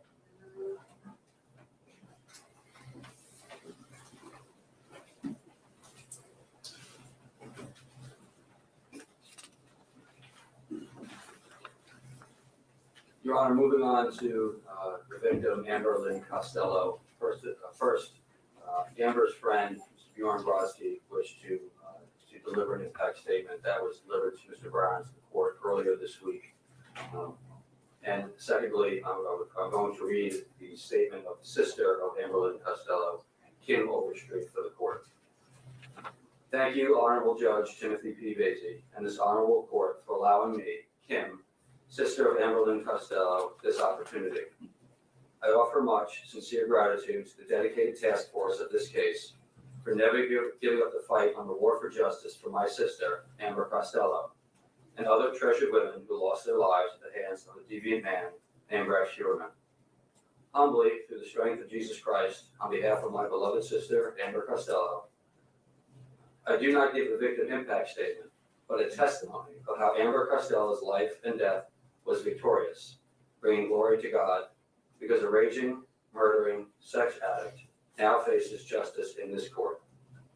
May this honorable court use the power established by God Almighty to revenge Amber Costello and the other treasured women who lost their lives at the hands of Rex Heuermann. Before Amber Costello's death, she tricked Rex Heuermann in more ways than one. If it were not for my sister's street smarts, Task Force United to catch the serial killer could still be on the hunt. Amber's quick thinking lit the match and ignited fits of rage in the egotistical, evil narcissist, Rex Heuermann. The immoral man sitting before you today could not handle being outwitted by Amber Costello. My sister's actions led this hidden murderer to show out in fits of rage. His unbridled anger for having been fooled by Amber caused Rex Heuermann to not only hunt Amber, but also hunt my daughter and me. Although my daughter, myself, and countless others escaped Rex Heuermann's cold, calculated clutches, my sister, Amber Lynn Costello, paid the ultimate price.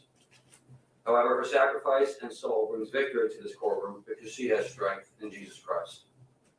Although the exact details of what happened to our treasured Amber after she said her last goodbye to friends as she climbed inside Rex Heuermann's avalanche, I know her blind faith in Jesus Christ helped her endure the mental torment and the physical agony this monster sitting before you today inflicted upon her flesh, before Amber Costello eventually succumbed to death, taking her final labored breaths with Rex Heuermann's hands wrapped around her neck.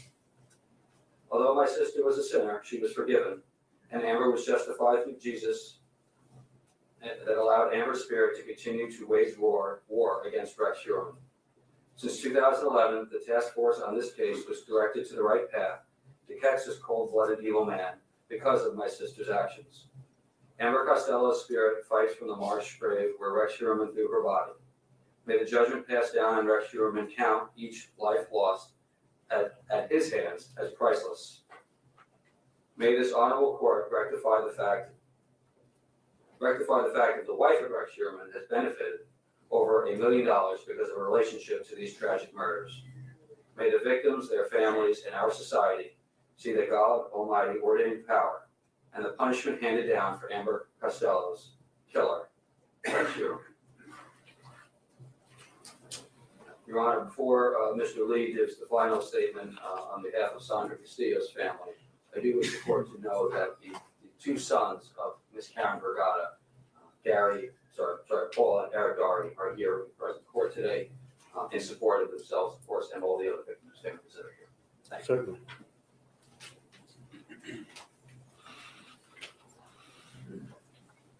This is the victim impact statement of Ruth Catherine Ramos.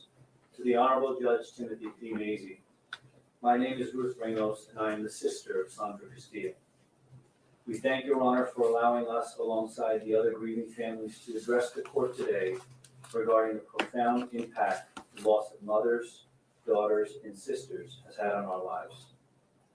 Receiving the news about my sister and the manner in which she was discovered is a level of devastation from which we will never fully recover.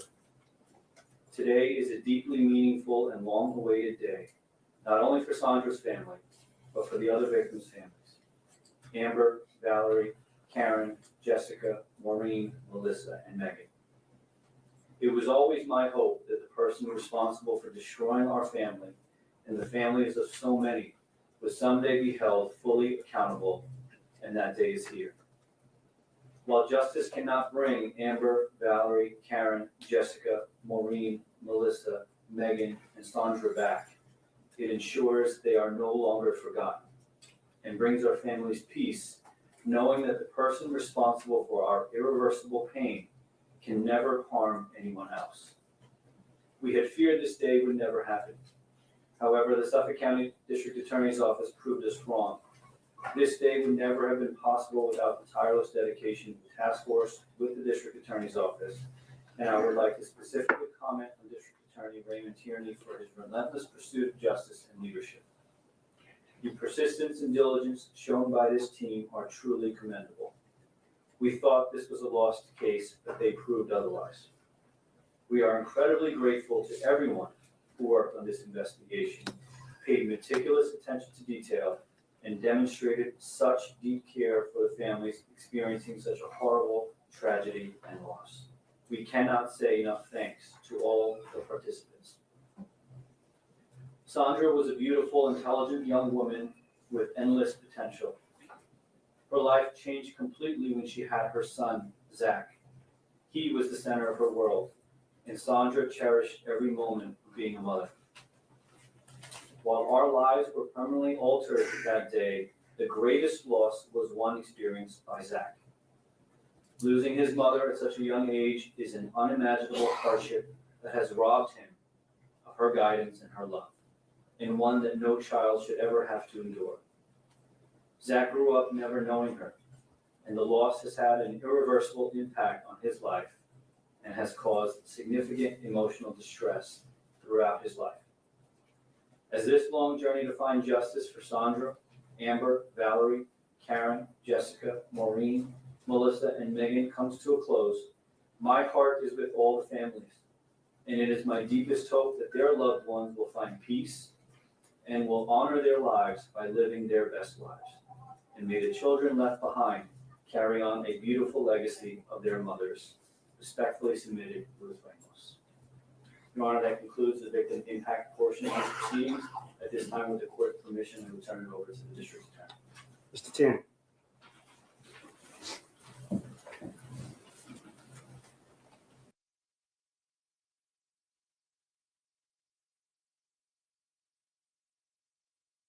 And we're going to watch the whole thing here, and because if you guys haven't seen what the judge says at the end, it is so worth it. I just wanted to jump up and jump through the screen and hug this judge, but the district attorney is pretty good too.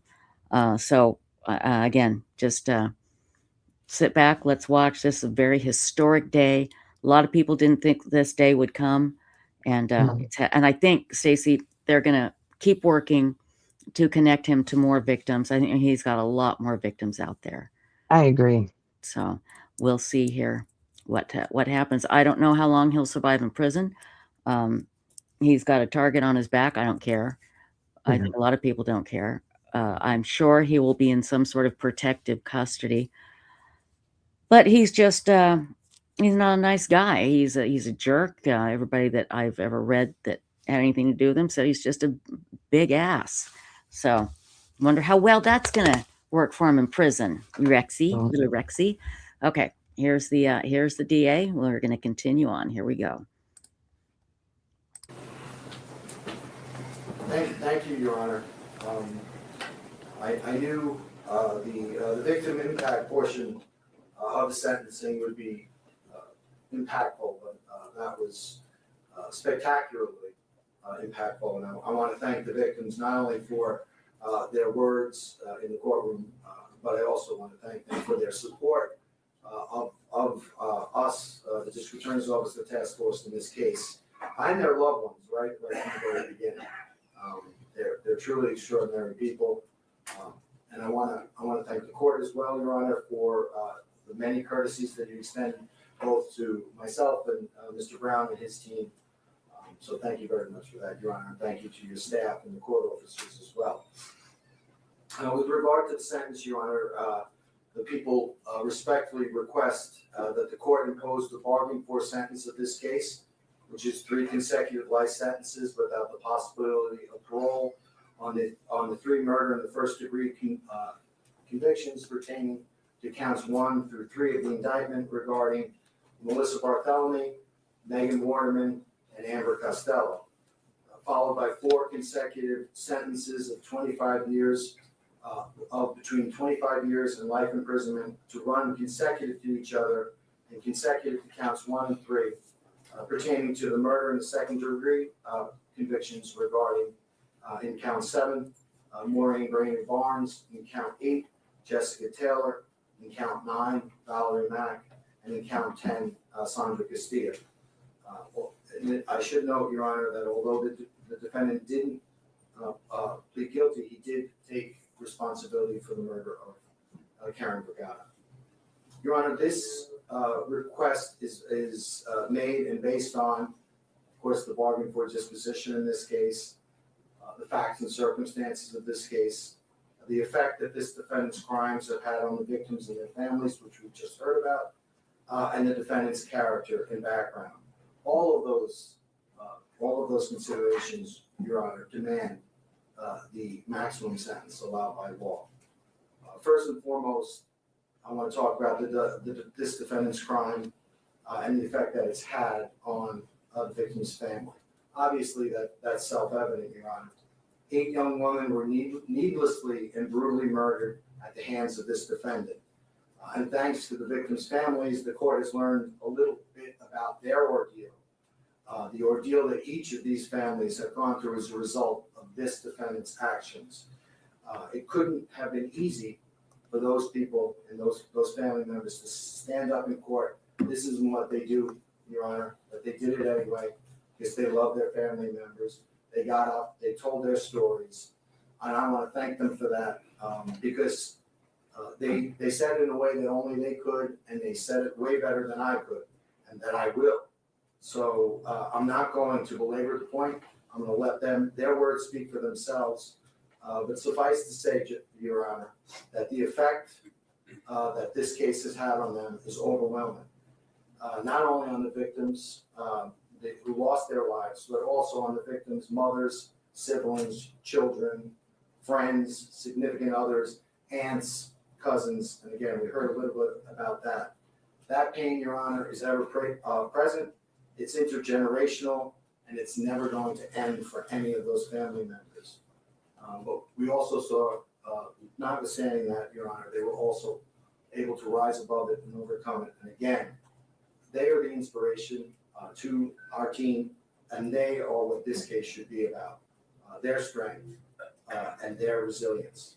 Again, Your Honor, they said it best. I'm not going to belabor the point. But suffice to say that the defendant has earned a maximum sentence in this case based solely upon the effect that he has had on the victims and the victims' families. But of course, Your Honor, that's not all. The particular facts and circumstances of this case and the defendant's character or lack thereof cry out for the maximum sentence as well. This is a defendant who meticulously planned the murder of 8 young women. He obsessed over every detail as a means to both prepare for the next murder and also to relive the twisted gratification and sick pleasure he derived from taking the lives of 8 young women. There is nothing the defendant can say or do in this courtroom that could mitigate what he has taken from those women and their families. Any remorse shown is insufficient and far too little. It is all too little and too late. As the court is aware, the defendant has permitted certain information to trickle out through statements made to his ex-wife and his therapist, but those are nothing more than pathetic attempts by this defendant to continue to manipulate his family and control that family, control both his family and the message of this case. The true message of this case was delivered by those victims today, Your Honor. That's what this case is about. And I submit that nothing that this defendant has to say past his arrest, which occurred in July of 2023, anything he says beyond that is meaningless and self-serving. It's meant merely to deflect from his own guilty actions. I have no doubt that this defendant is very sorry, Your Honor. He is sorry. He is sorry he got caught. What is important, Your Honor, is the statements made by this defendant prior to his arrest his arrest and the actions taken by his defendant prior to that arrest as well, because those things reveal what this defendant is truly about. Who this defendant truly is seen in that planning document that was recovered from one of the defendant's electronic devices that was recovered by the task force during the execution of the first search warrant. In that document, the defendant coldly plans out the murder of multiple women as though he was addressing a math problem or filling out a shopping list. Absent from that document is any regard for or concern for the humanity of those women and the lives he took. It is clear that these victims meant nothing to that defendant. He addresses issues and problems arising out of mass murder only in the context of how those issues affect him. He gives himself reminders regarding his own comfort, and he has no regard for the pain inflicted upon those victims. And just real briefly, Your Honor, from that, you see when he talks about what he needs to dispose of, he talks of props, toys, wood items that he made himself with members of his own family, that he kept in his house and he used during the execution of his murders, only to destroy them. He talks about how sound travels, i.e. a bird outside. What he's saying is, if I can hear a bird outside, that means people outside can hear what I'm doing inside my house. So I need to control the amount of air in and out of the victims so you can control the noise made. To avoid detection, to avoid responsibility. He says, he reminds himself to get sleep before the hunt because if he's too tired, it creates problems. Again, he's treating this as though it was sport, the taking of lives as though it were sport. He talks about hitting too harder. He talks about hitting harder and consider a hit to the face to take down the victims the next time. He's already thinking about the next time. In another part of the document, he says, small is good. This is a hulking individual who is going after petite women. He is a coward. He's talking about if he has more sleep, if he's able to control the noise, he will have more playtime. Again, this is sport to this defendant. The taking of life is sport. Again, Your Honor, no concern for the victims and the pain and terror he inflicted upon them whatsoever. He lures these victims to his home, murders them, and disposes of them in the same house he lives with his wife and 2 children. The same house his ex-wife still lives in. And then he joins that same family on a nice vacation that he only planned so he could be alone with those victims in the first place. That, Your Honor, is who this defendant is.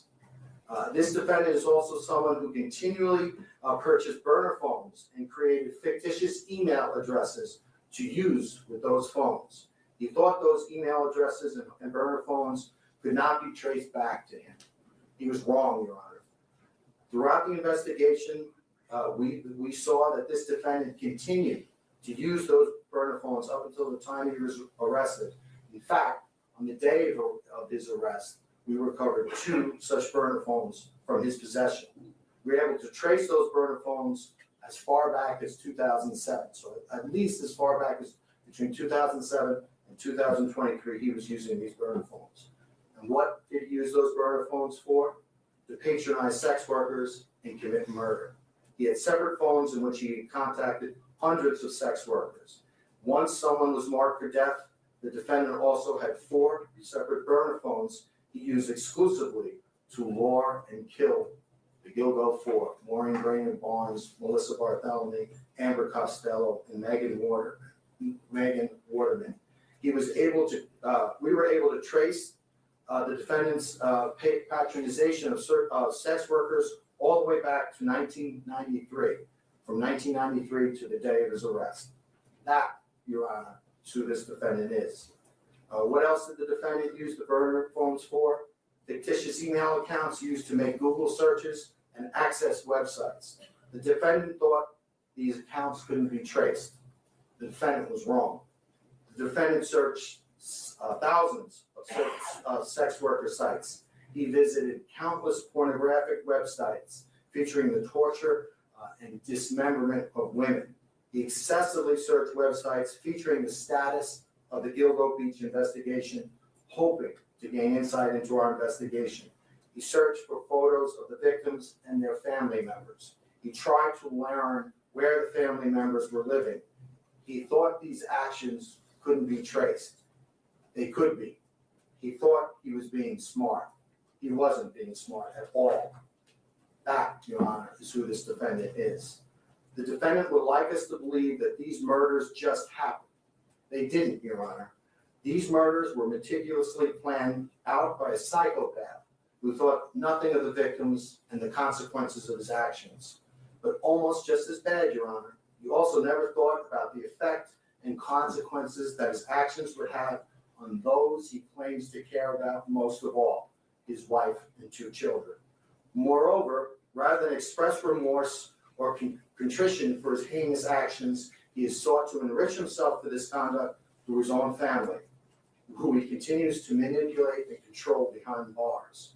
If there's one thing that this case shows, it's that this defendant cares only about himself and his sick interests. He is incapable of caring about he is not capable of caring about anything else, and that includes his own family. I've been primarily talking about the defendant's actions. Now I'm going to talk about his words, again, prior to his arrest. We've already heard about this. In July and August of 2009, a few weeks after this defendant murdered Melissa Bartholomew, he contacted Melissa's 15-year-old sister, Melissa's then 15-year-old sister, Amanda, who we just heard from. And he used the same cell phone that he stole from Melissa after he murdered her. So he stole Melissa's life, and then he stole her cell phone and used it to call her 15-year-old sister. Murdering, torturing, and tormenting Melissa Bartholomew wasn't enough for this defendant. He also wanted to torture and torment a 15-year-old child. And what this defendant said to that 15-year-old child after he murdered her beloved sister is detailed in the pre-sentence investigation, and Amanda talked about it. I'm not going to get into the details of that, but suffice to say, Your Honor, any person who would say those things to a grieving 15-year-old child, desperately trying to find her missing sister, that person is not good, as this defendant self-described himself to probation personnel in the pre-sentence investigation report. Quite the opposite, actually. This defendant is a monster, incapable of remorse, redemption, or rehabilitation. But there's one portion of that conversation that I am going to talk about that I want to highlight, and that's the end of the portion of the series of conversations with Amanda, when Amanda asked this defendant if she was ever going to see her sister again, and the defendant told her, and I'm paraphrasing, "I can't tell you whether you're going to see your sister again, but I am going to wait, and then maybe I'll come tell you myself." Again, trying to torture that 15-year-old girl. And that, Your Honor, is all you really need to know about this defendant and who he is. He's smug, confident, not nearly as smart as he thinks he is. He delights in terrorizing others. He's always obsessed with himself and his own desires, and he cares nothing about the consequences of his own actions or the effect those consequences have on other people, including his own family members. But getting back to that statement, Your Honor, there's irony in that statement, because on that day that statement was made, it marked the time that Rex Heuermann went from being the hunter to becoming the hunted. The defendant never got the opportunity to come and look for Amanda and the other victims' family members like he tried to do in his internet searches. In fact, it was Amanda and the other families and their loved ones who stayed strong, stuck together, and came looking for the defendant. And on July 13th, 2023, when the task force came knocking on the defendant's door, it was his turn to be tormented and terrified. And he's tormented and terrified because of what he did, and because who he is. And it was his own arrogance, overconfidence, and missteps that led the task force directly to his door. So now, Your Honor, for the first time, this defendant stands before this court as the person he really is, a remorseless and sadistic serial killer who only cares about himself. Accordingly, Your Honor, we ask that the court deliver the only sentence that this defendant deserves, the only just sentence in this case based on the facts and circumstances, which is the maximum sentence allowed under New York State law. Thank you, Your Honor. Thank you, Mr. Tierney. How you doing? All right.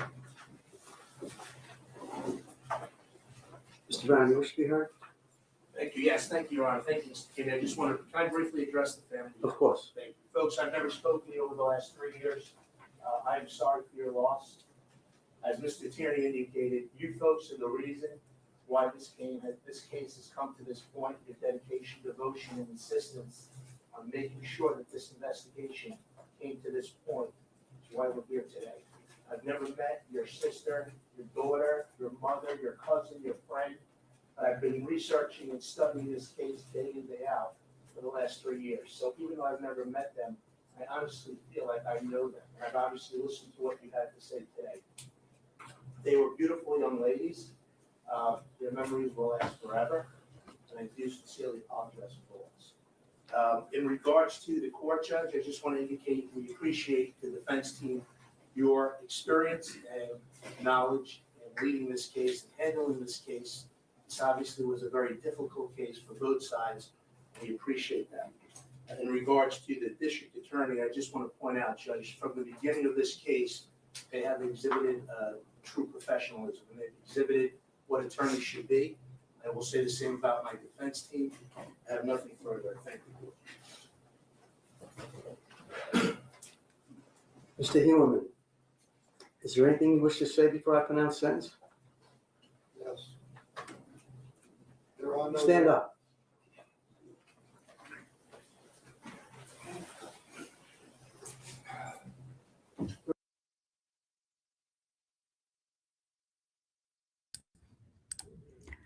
Look at how big he is.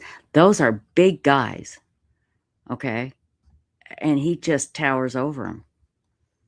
I mean, that gut looks like an igloo. Good God, he's just, again, monster doesn't describe it, but wait until you hear what he says and wait until you hear what the judge says. This is just, oh, I feel so good when I hear the judge. All right, here we go, everybody. There are no words I can say. I'm responsible for what was said in this room today. The words I would say have no meaning. And I'm going to leave it there at this time. Speak up.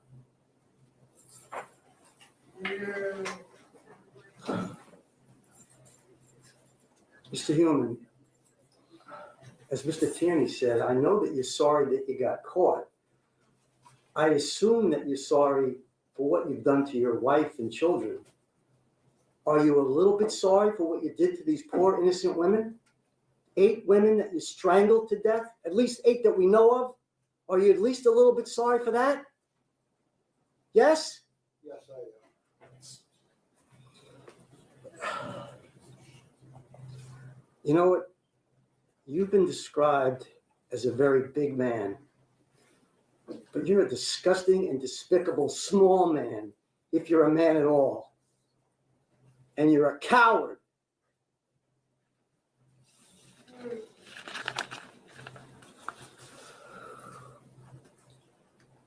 As a result of your plea of guilty to murder in the first degree under count 1 of indictment 73544 of 2024, it's essentially court that you serve the rest of your life without the possibility of parole. With respect to count 2, murder in the first degree, it's essentially court that you serve the rest of your life without the possibility of parole. With respect to count 3, plead guilty to murder in the first degree, it's essentially the court that you serve the rest of your life without the possibility of parole. Those 3 sentences to run consecutive with each other. With respect to count 7, murder in the second degree, It's the sense of the court that you serve an indeterminate term of imprisonment with a minimum of 25 years and a maximum of your life. With respect to count 8, murder in the second degree, it's a sentence of the court that you serve an indeterminate term of imprisonment with a minimum of 25 years and a maximum of your life.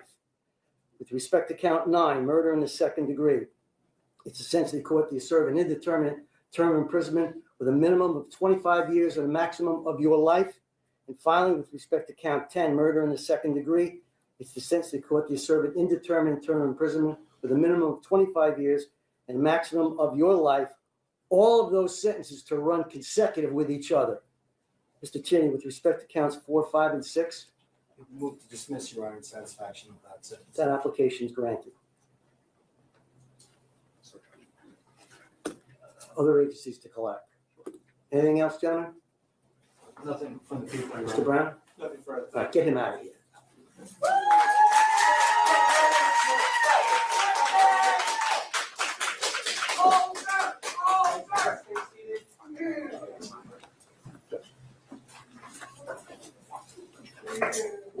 Serving on defense, order directing the surrender of firearms, rifles, and shotguns. That order will go back with you at the jail. I'll say rape you in the ass and kill you.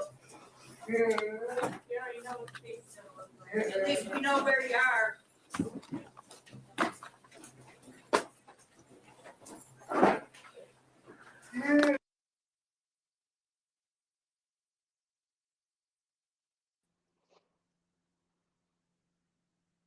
I want to play one more video. It's really quick. It's about 2 minutes long.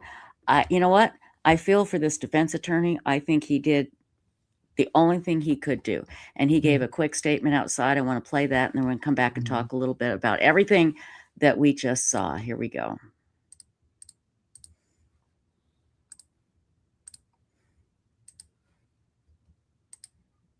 I can't give you our conversations that are confidential, but I will say to you that there came a point in this defense where Rex said, I want to plead guilty. Right. And it was at that point when we really had an objective of protecting his interests. But Mr. Brown, you yourself told us many times that you believed he was not the guy. When did your thoughts on that change? Well, my thoughts aren't important. At some point, he admitted responsibility to us and indicated that he wanted to proceed to trial. So I don't sit there and judge a case. Our objective and our job is to be zealous advocates for the client, right? That's what we do. We do it on every single case. A good lawyer is going to advocate for their client. That's what we've been doing from day one. My beliefs, and it's insignificant. Mr. Brown, yes, sir. The hearing is often, these kinds of hearings are so clinical. Can you give us an understanding of his mindset coming in, and whether he, without betraying confidences, may have said something that indicated a particular way he was thinking or feeling about this? You're talking about this morning? Yeah. Well, this is not something that nothing has been done from the hip. We don't shoot from the hip on this case. This case, every single decision we've made has been calculated and thought out, and we've thrown it around hundreds of times. And the reason I say that is, we've been speaking to him and preparing him for today, and that's been ongoing for weeks. Is he sorry? I would hope so. Thank you for watching. Subscribe below and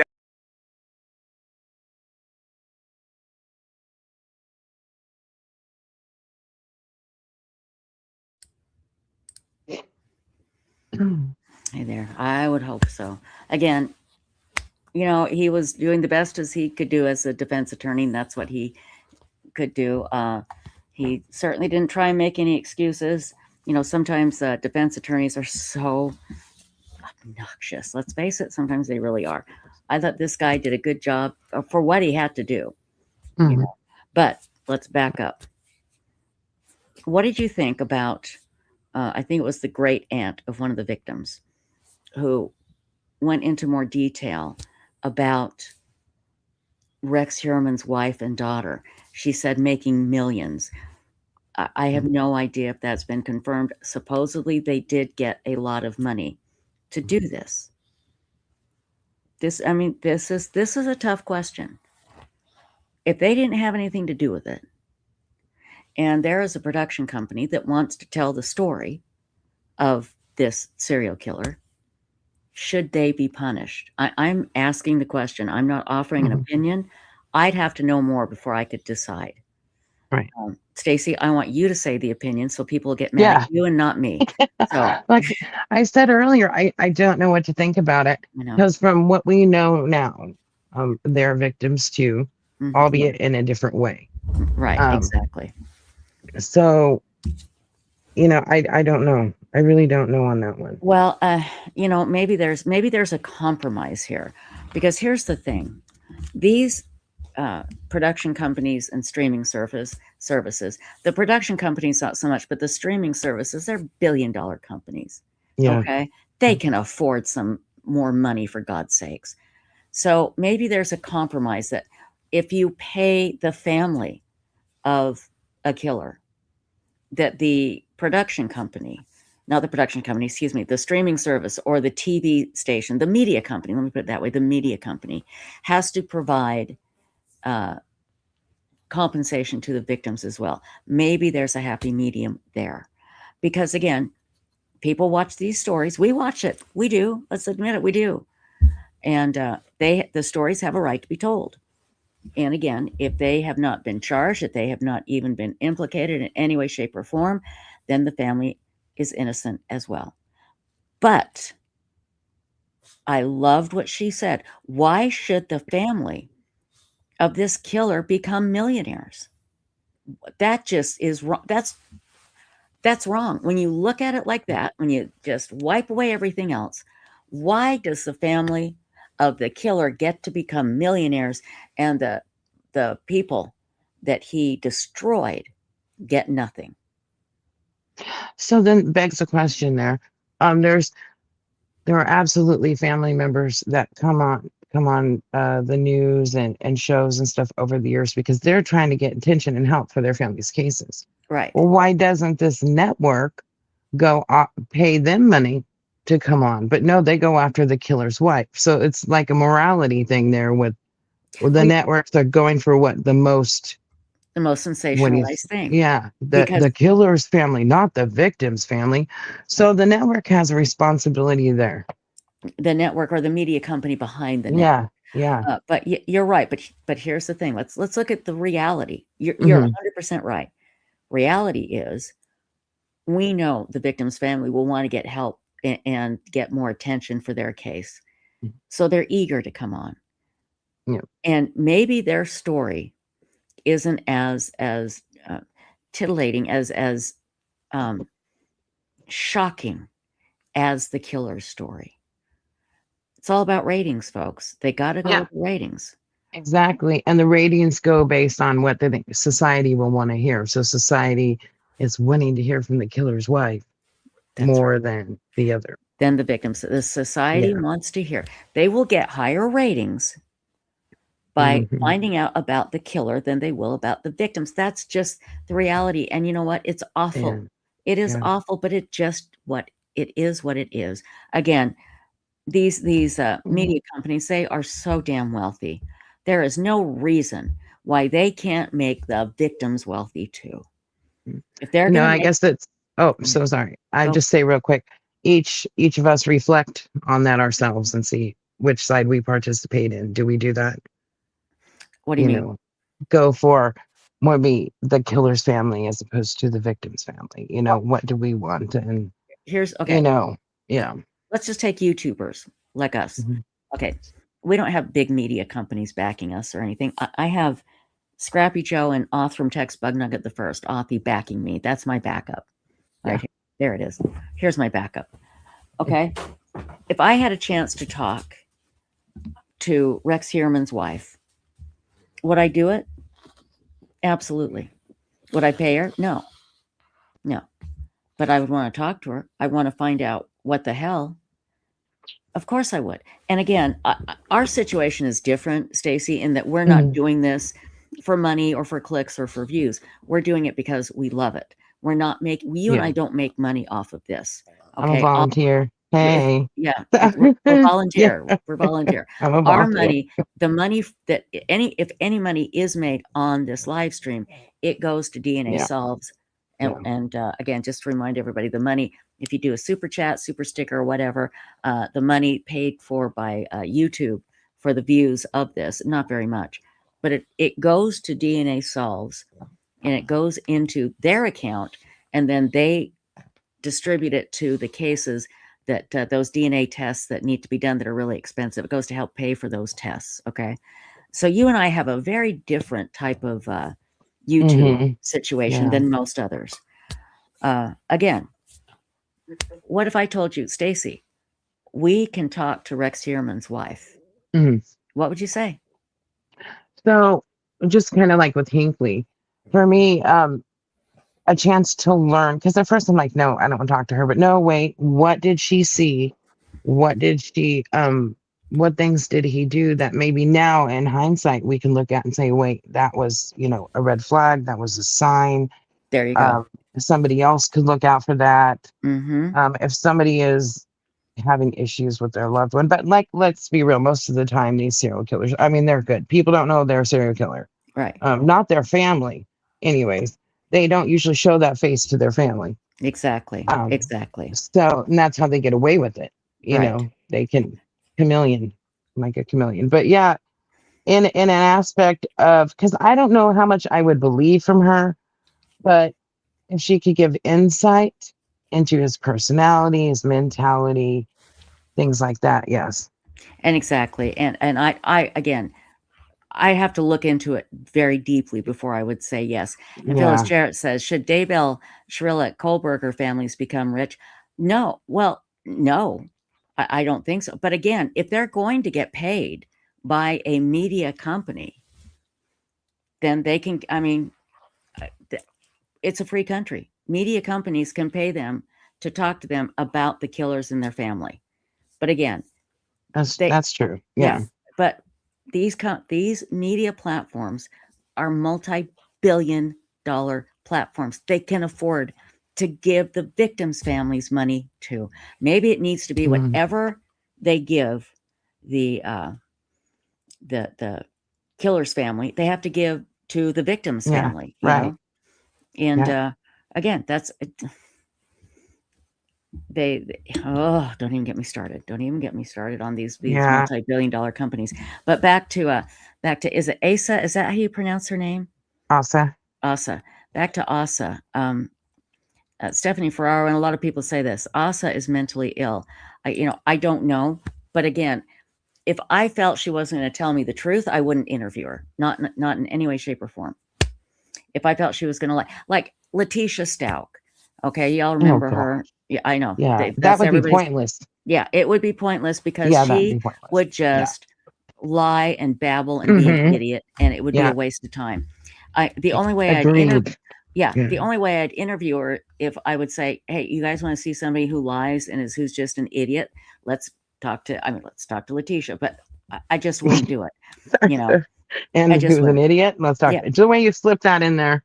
Yeah, and who's an idiot? Yeah, exactly. Because that's just, I mean, that sounds bad, but there's a lot that people would like to say about that whole, her actions, and that's nice compared to what she really is. No, I know. I could say a lot worse about her. Believe me. Yeah. Believe me. But anyway, I just, again, if I felt that the perp's family member was going to lie to me, I would have absolutely no need to talk to him. BTK's daughter, I would love to talk to her. Yeah. She's incredible. She is. Carrie, I think is her name. Yeah, Carrie Rosson. Yeah, I would love to talk to her. And she wrote a book and she made money. Again, is that a problem? Well, I don't think so. Writing a book and telling your own story on your own terms is a little different than Peacock coming in and having, like I said, a multi-billion-dollar media company backing them up and paying somebody a lot of money. Because let's face it, guys and gals, when this comes out, when she's interviewed and this comes out, it's going to be a ratings monster. speaking of monsters, it's going to be a ratings hit. And that's what they want it for. I mean, if you want to change the whole system, good luck trying to get it done. Good luck trying to get it done. So, hey, truth be told, or no, I'm sorry, Truth Sleuth, good to see you. Bipolar Express and Stephanie Ferraro and Can't Write 3 and the gang is here. Hello, darling. Phyllis Jarrett. Yes. Oh, hey, Phyllis. I guess with anything, it boils down to the person's intent. What is their intent? If, for example, Carrie writing the book, that I think was to help herself deal with this. And this has affected her entire life. Oh, absolutely. And if she wants to have her say and say her experience, good for her. That's got to help her. That I'm sure that helps others. And so I think it boils to intent. We know Carrie had good intent with what she did. And then there's ones that want to share stories to just profit. There's ones that want to share them to help. So exactly. I guess it would go down to that, Yeah, and it's so hard. It's so hard. This is a great thought, everybody. Neil Campbell. We love Neil Campbell. Good to see you, Neil. And I do want to say hi too. Hang on here. There was somebody that I missed, and I didn't mean to miss them. It was Vicky. Oh, Vicky Trench. Good to see you, Vicky. And Robert Chinnery. Hi there. Okay. If the Daybell kids were willing to be filmed and tell the story for money, I'd watch, but I wouldn't feel good about it. That's a very honest answer. However, I would only want to watch it or interview them if I thought they were going to be truthful. Now, they might still believe their father, but they're being truthful. Right. Interesting. Exactly. Very interesting. I don't think they're going to lie for him. I think that's, what? Speaking of that, I would love to know if they still believe Chad, if they still believe Chad was taken in by Lori, if they still believe he was framed. I can't imagine that they do. I can't imagine. But again, I don't think Garth was honest about how he found his mother, Tammy. I think that was just awful. I don't know if they talked to Tammy's family. I know at one point they were not talking to them, if I remember correctly. And I don't know if they've ever started again. That's one thing I'd like to find out. Because again, have they finally gotten over the spell of their father? Chad Daybell, I don't know. Be interesting to find out. So each one of these is different. You can't. I mean, it's so totally different from Chad Daybell's kids as opposed to BTK Killer's daughter. Totally different, because she's like, yeah, my dad's a monster. He didn't seem like it, when I was growing up, but he's horrible. He did it. He's terrible. Yeah, and how can I help? And how can I help? Yes, exactly. And then there's an interview that came out. Now, I refused to watch it. I know my husband had turned it on one day and was watching part of it, and I'm like, oh my gosh, turn that off. And this one I feel like was only done for profit, and that's the Casey Anthony interview, but that's my opinion. You mean, but like I said, the parents? Peacock. No, Casey Anthony. Oh yeah, Casey Anthony. Oh, but when they interviewed her, I think on Peacock, was it? Oh yeah, I think and that whole thing, that just seemed like a money grab, because in no way in the world did I ever think she would be honest. So it would, people that have watched the whole thing maybe could chime in on that, but I think that was just for money by the network, Yeah. Absolutely. But you know what? That's what they're there to do, people. Yep. That you can't get mad at them, because that's what they're there to do. And if people watch it and they make money off of it, well, that is a problem with society, not with the media people. They're giving the people what they want. Now, Casey Anthony, she wasn't going to be honest. Give me a break. And if I had a chance, if someone said, hey, Casey Anthony wants to come on the show, I'd just laugh and I'd say, no, absolutely not. She's just, I'd interview George and Cindy, because I feel like I could talk to George and Cindy and I could ask them questions that could get them to think, Casey Anthony, again, remember, she walked down the hallway at Universal telling the detectives, I work at Universal, the amusement park place in Florida. And they knew she didn't. They knew she hadn't had a job there in months. And she's walking down the flipping hall with the detectives behind her. She gets to the end of the hall and goes, I don't work here. And Yeah. they asked her, what did you think was going to happen? Mhm. And I'm paraphrasing, she said, I don't know. I thought something would happen. Magical thinking. Something would Yeah. come up. Exactly. Bipolar Express. Casey and the truth are strangers. And Yeah, as we know, and Casey's an example. Lori Daybell is an mhm. example, as well as another person we've been dealing with. There Yes. are these certain people that have always been able to talk their way out of everything and Mhm. not have any consequences, Exactly. or buy their way out. And so there Mhm. comes a time where they come up against somebody that does not fall for that, Right. And then and they have to face it. they have to face Mhm. reality. And that's what happened with Mhm. Casey, but we know what her life is about. And I'm telling you, she could give an interview now and people would watch it. I'm Mhm. sure people would pay her for it because Yeah. they could make money off it.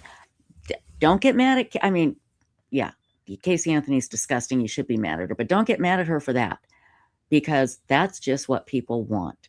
It's wrong. I don't like it, but it is what it is. That is what media companies do. So I there told you you go. she got in a altercation with my friend a while back on social media. I got to go remember what that was about. I'll have to talk to him. I Oh, wait, whoa, completely whoa, whoa, whoa, whoa, forgot. whoa, whoa. Back up, Jack. You can't Yeah, just say that, I forgot. drop Remember, that, and I then go, told you oh, about it. I can't Which remember. Well, you I think can't I'm going to remember what it was remember? about. Good God, woman. Who are you talking Yeah, to? I thought you might.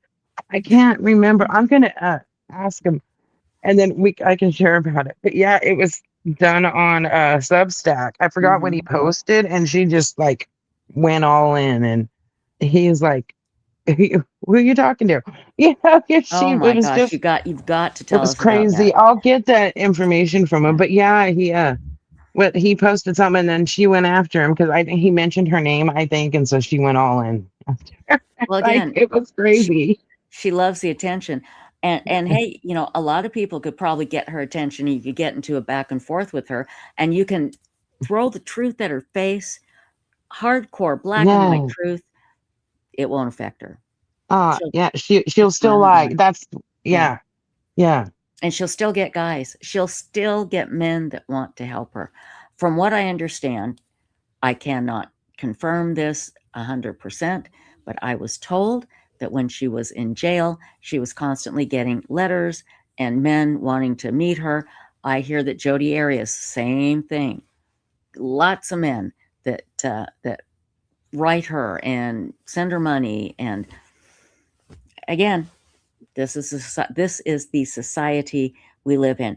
We like to have guests on here that we can learn from. And we got criticized a lot for having John Hinckley on, but I thought he was very compelling, Mhm. and very, very interesting. And he was out. He'd been out for like 20 years, so hadn't caused any problems, hadn't done anything wrong. I found it interesting. I really did. I think you did too, Stacy. Again, it depends on the person, depends on the situation. Oh But yeah, because the climate we live in now where there could be a shooting any second.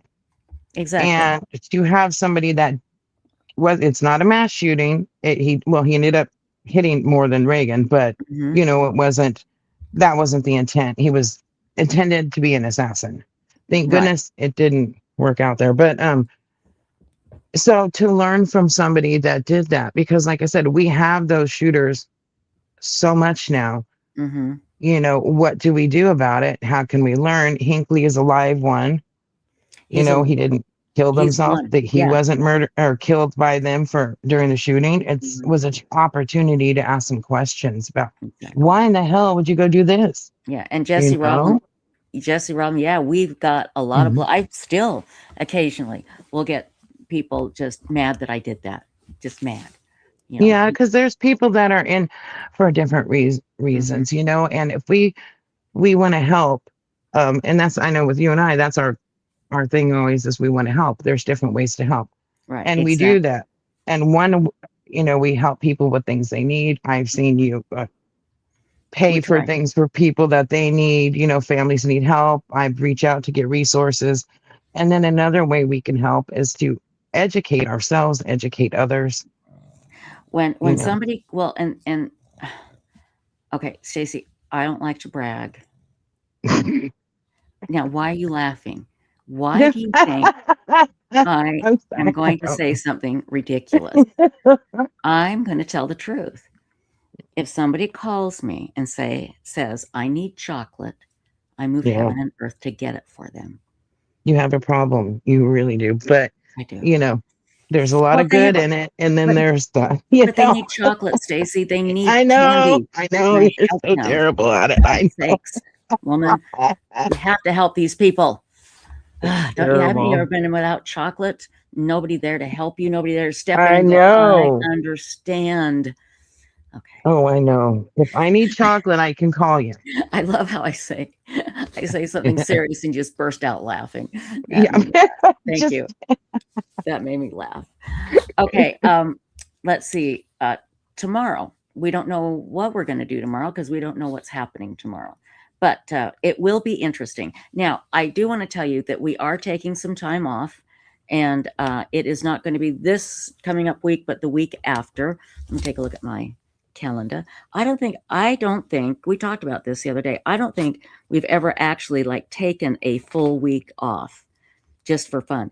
It will be Monday the 29th through, and then we'll be back the next Monday, which will be the July 6th. So we're going to just take that up because we're working on a lot of things. We've got some really good interviews coming up. We have a lot of great things on the way. And we need some time to really work on it and maybe kind of regroup and nap. We need naps, people. Yeah. So we will be taking, starting Monday, July 29th. We'll take off and then we'll be back on Monday. I think it's July 6th? July 6th, yeah. So, but we'll be here next week. I'm sorry. We have an order, Trisha. Get on it. What's that? Aspen needs. Aspen. Yeah. I need a bag of crunchy Cheetos, party size, please.